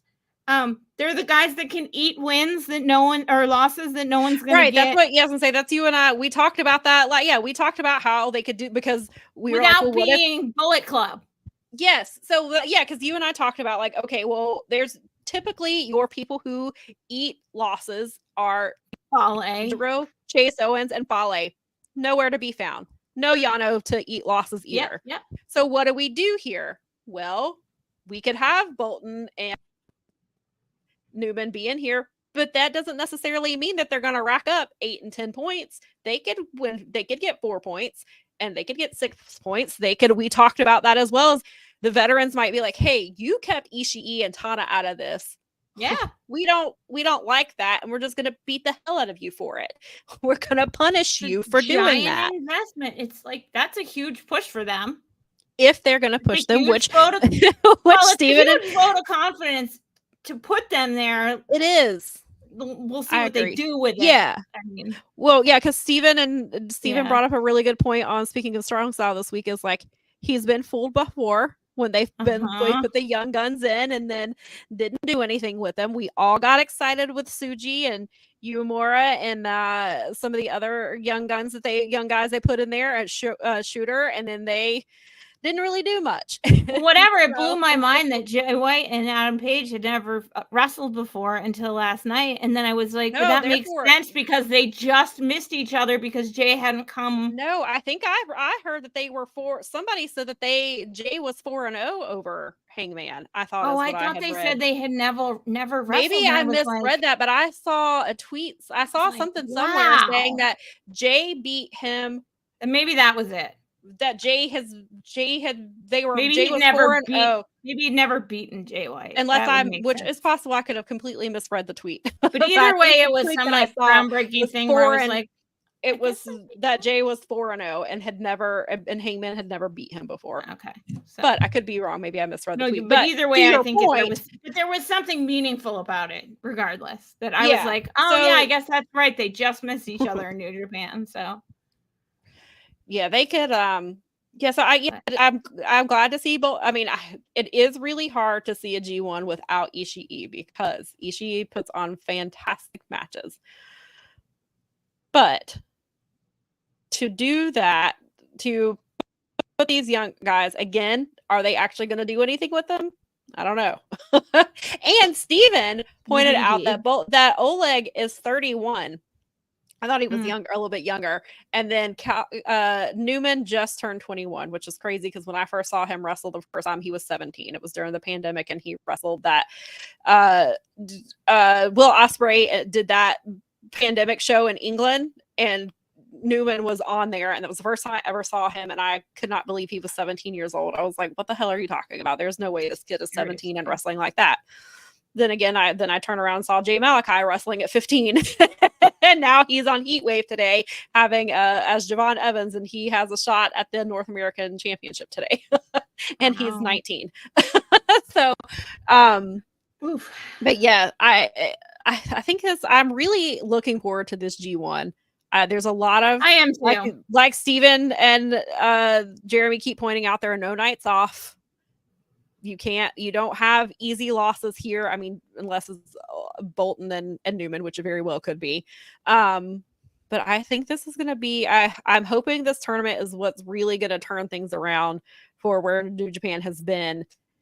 Hopefully it leads to the SJ getting a title. Yes. It's bringing back the old G1 feeling that I used to have when I would get excited for it. So I'm hoping that holds. Me too. And I'm like, they've got some young kids in it that are brand new. It's got a totally new look with some of these people that have like literally been in it for 20 years. I mean, they were joking. They were making a joke about how Walker Stewart wasn't alive the last time Tanahashi wasn't in a G1. Which cracks me up. I saw that, and Chris Charlton's response was great. But yeah, they were having Chris Sampson, Chris Charlton, and Walker were all having fun with it. I was enjoying their conversation. So. Okay, Steven says that Oleg was part of the Bushiroad sponsored Olympic wrestling team for a long time. Yes, I do remember that. And so he's older than most young lions. Also, side note, while we're talking about ages, I did not know that ELP was 37. That is mind blowing. I thought, because people have been making the they've been saying that he's copying Logan Paul, except that he's he's a Logan Paul from Wish. First of all, as somebody pointed out, at least he can go to Japan. Logan Paul is not allowed in Japan. You should Google why he's not allowed in Japan. Don't. Google it. Why can't Logan Paul go to Japan? Yeah, Google it if you don't know. and he's a far better wrestler than Logan Paul. But yeah, so we were so I mentioned, we were talking about it in one of the Slacks, and so, somebody looked up ELP and he's 37, and I was like, he's what? I thought he was like early 30s, and because then somebody, and the person who told me, he's like, yeah, I thought he debuted in like his mid 20s and was just like a few years older. Like, I didn't realize. I was like, I did not realize he was pushing 40. I had no idea. 2 weeks ago I was listening, and because Jim Valley was talking about the people comparing things again, and I was like, what? Oh, I was like, wait, he's been doing that a really long time, and then he said how old he was, and I was like, a really long time. Yeah, I had no. I mean, I know he's been around the entire time I've been a fan, but again, like, I've only been watching New Japan since like 2018. Yeah. I mean, seriously watching it. I was watching it on TV like 16, 17, but I mean, like, yeah, I started subscribing, I think 2017 is when I started. 17 well, or 18 was when I started. A bit. Really, 17, yeah. When I finally signed up and wasn't using other means. Yeah, I used to use a friend's login, and then I think 2017, I think, is when I finally got my own subscription and have never canceled it. I have. Yep. I have never, even during COVIDs. Nope, I've had that subscription since then. They've gotten their $9.99 every month. Well, I mean, you know, the yen going down has saved us a few bucks a month, I guess. So. This is true. Bless them. So Brad mentioned that and I think I do remember something about this. Roddy Strong has started a story where he's going after Ishii, saying they're going to be feuding during the G1. I think I do remember something about Roddy saying something along those lines. Also, Brad says Stardom has announced last night that one of their big rookies, Hanako, is going on excursion to America for a month, and Mina looks to be coming back to with her. Yeah, because I saw that there's some big Stardom thing and Mina hasn't been announced, and so people assume that's because Mina is still going to be doing stuff here. Yes, Marigold does have a really big event coming up. They've got a show. I need to check out. Saturday. I've got them on the universe. I just haven't watched them. They've got a show on Saturday, because Saturday is Nikki's birthday, and I need to watch the most recent. Same, yes, because that's the show with. Isn't it? Is it Io or Kairi? It's Kairi, right? I can't remember, but I know that I needed to watch it because and that's the same day. I'm getting through the Go Shiozaki commemorative show first before I move on to the Marigold show. So. And then AJ, I think AJ Styles and Marufuji. It's the same day coming as the Marigold show. No, it's the 13th. It's the same day as the Marigold show. There, because people were like, "What the hell? You're doing things on the same day."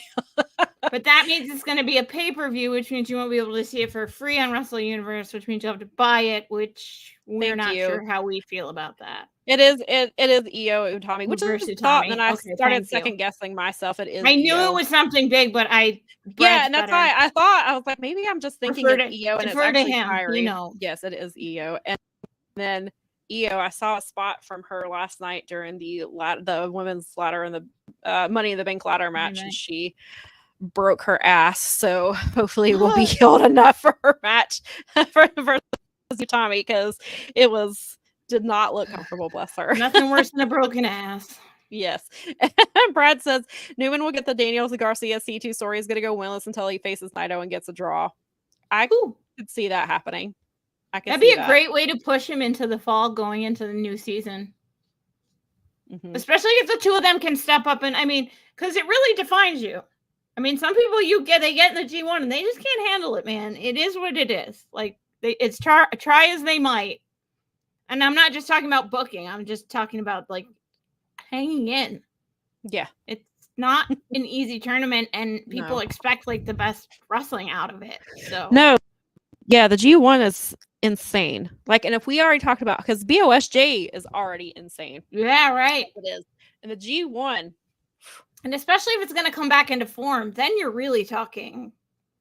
Yeah, and Zach is right. Zach said in the scrum the other day that the G1 is the most prestigious tournament, and there is no lies detected. I don't think there's a lot of fun tournaments, but I think BOSJ I think is really important, and I think BOSJ gets overlooked a lot, and I think that BOSJ to me is just as important as the G1. I think is just as prestigious. For young talent. I guess it depends on where you hold high flyers, like I do. Well, I don't know. I feel like the OSJ is more for the younger. I think it is more for the unrecognized. It's a way for you to like graduate to the next. Like BOSJ is like a stepping stone for G1 potentially. It can be depending on who it is. For sure. But then you've got people like Kevin Knight who was in it, which I think it was a great showcase for him.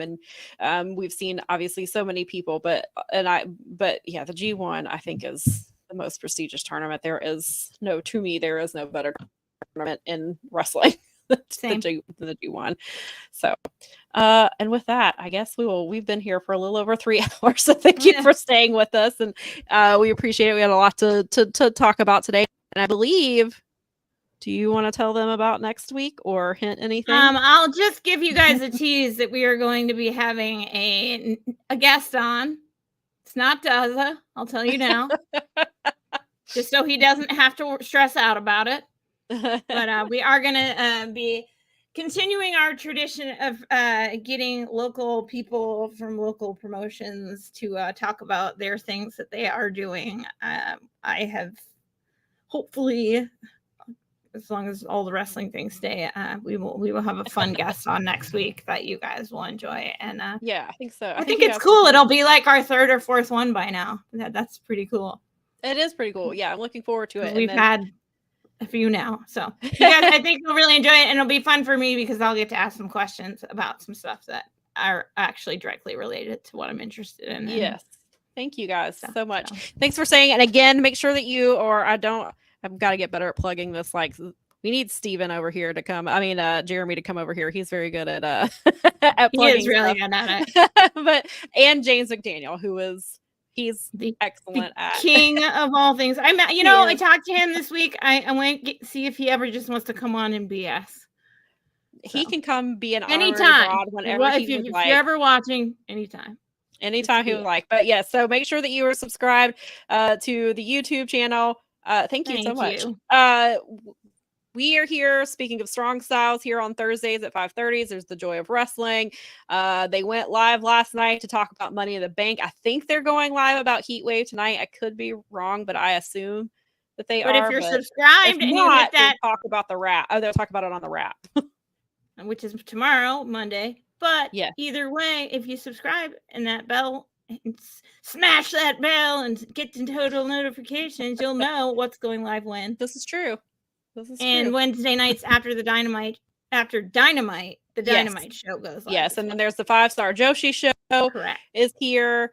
There's all kinds of good content that we try to put out for you here and wherever you look. Some people, we're YouTube exclusive, but there are some shows that are also wherever you listen to podcasts, and you can find some other really great shows there too. So make sure that you subscribe there too. And we will see you next week. Yes. We will see you guys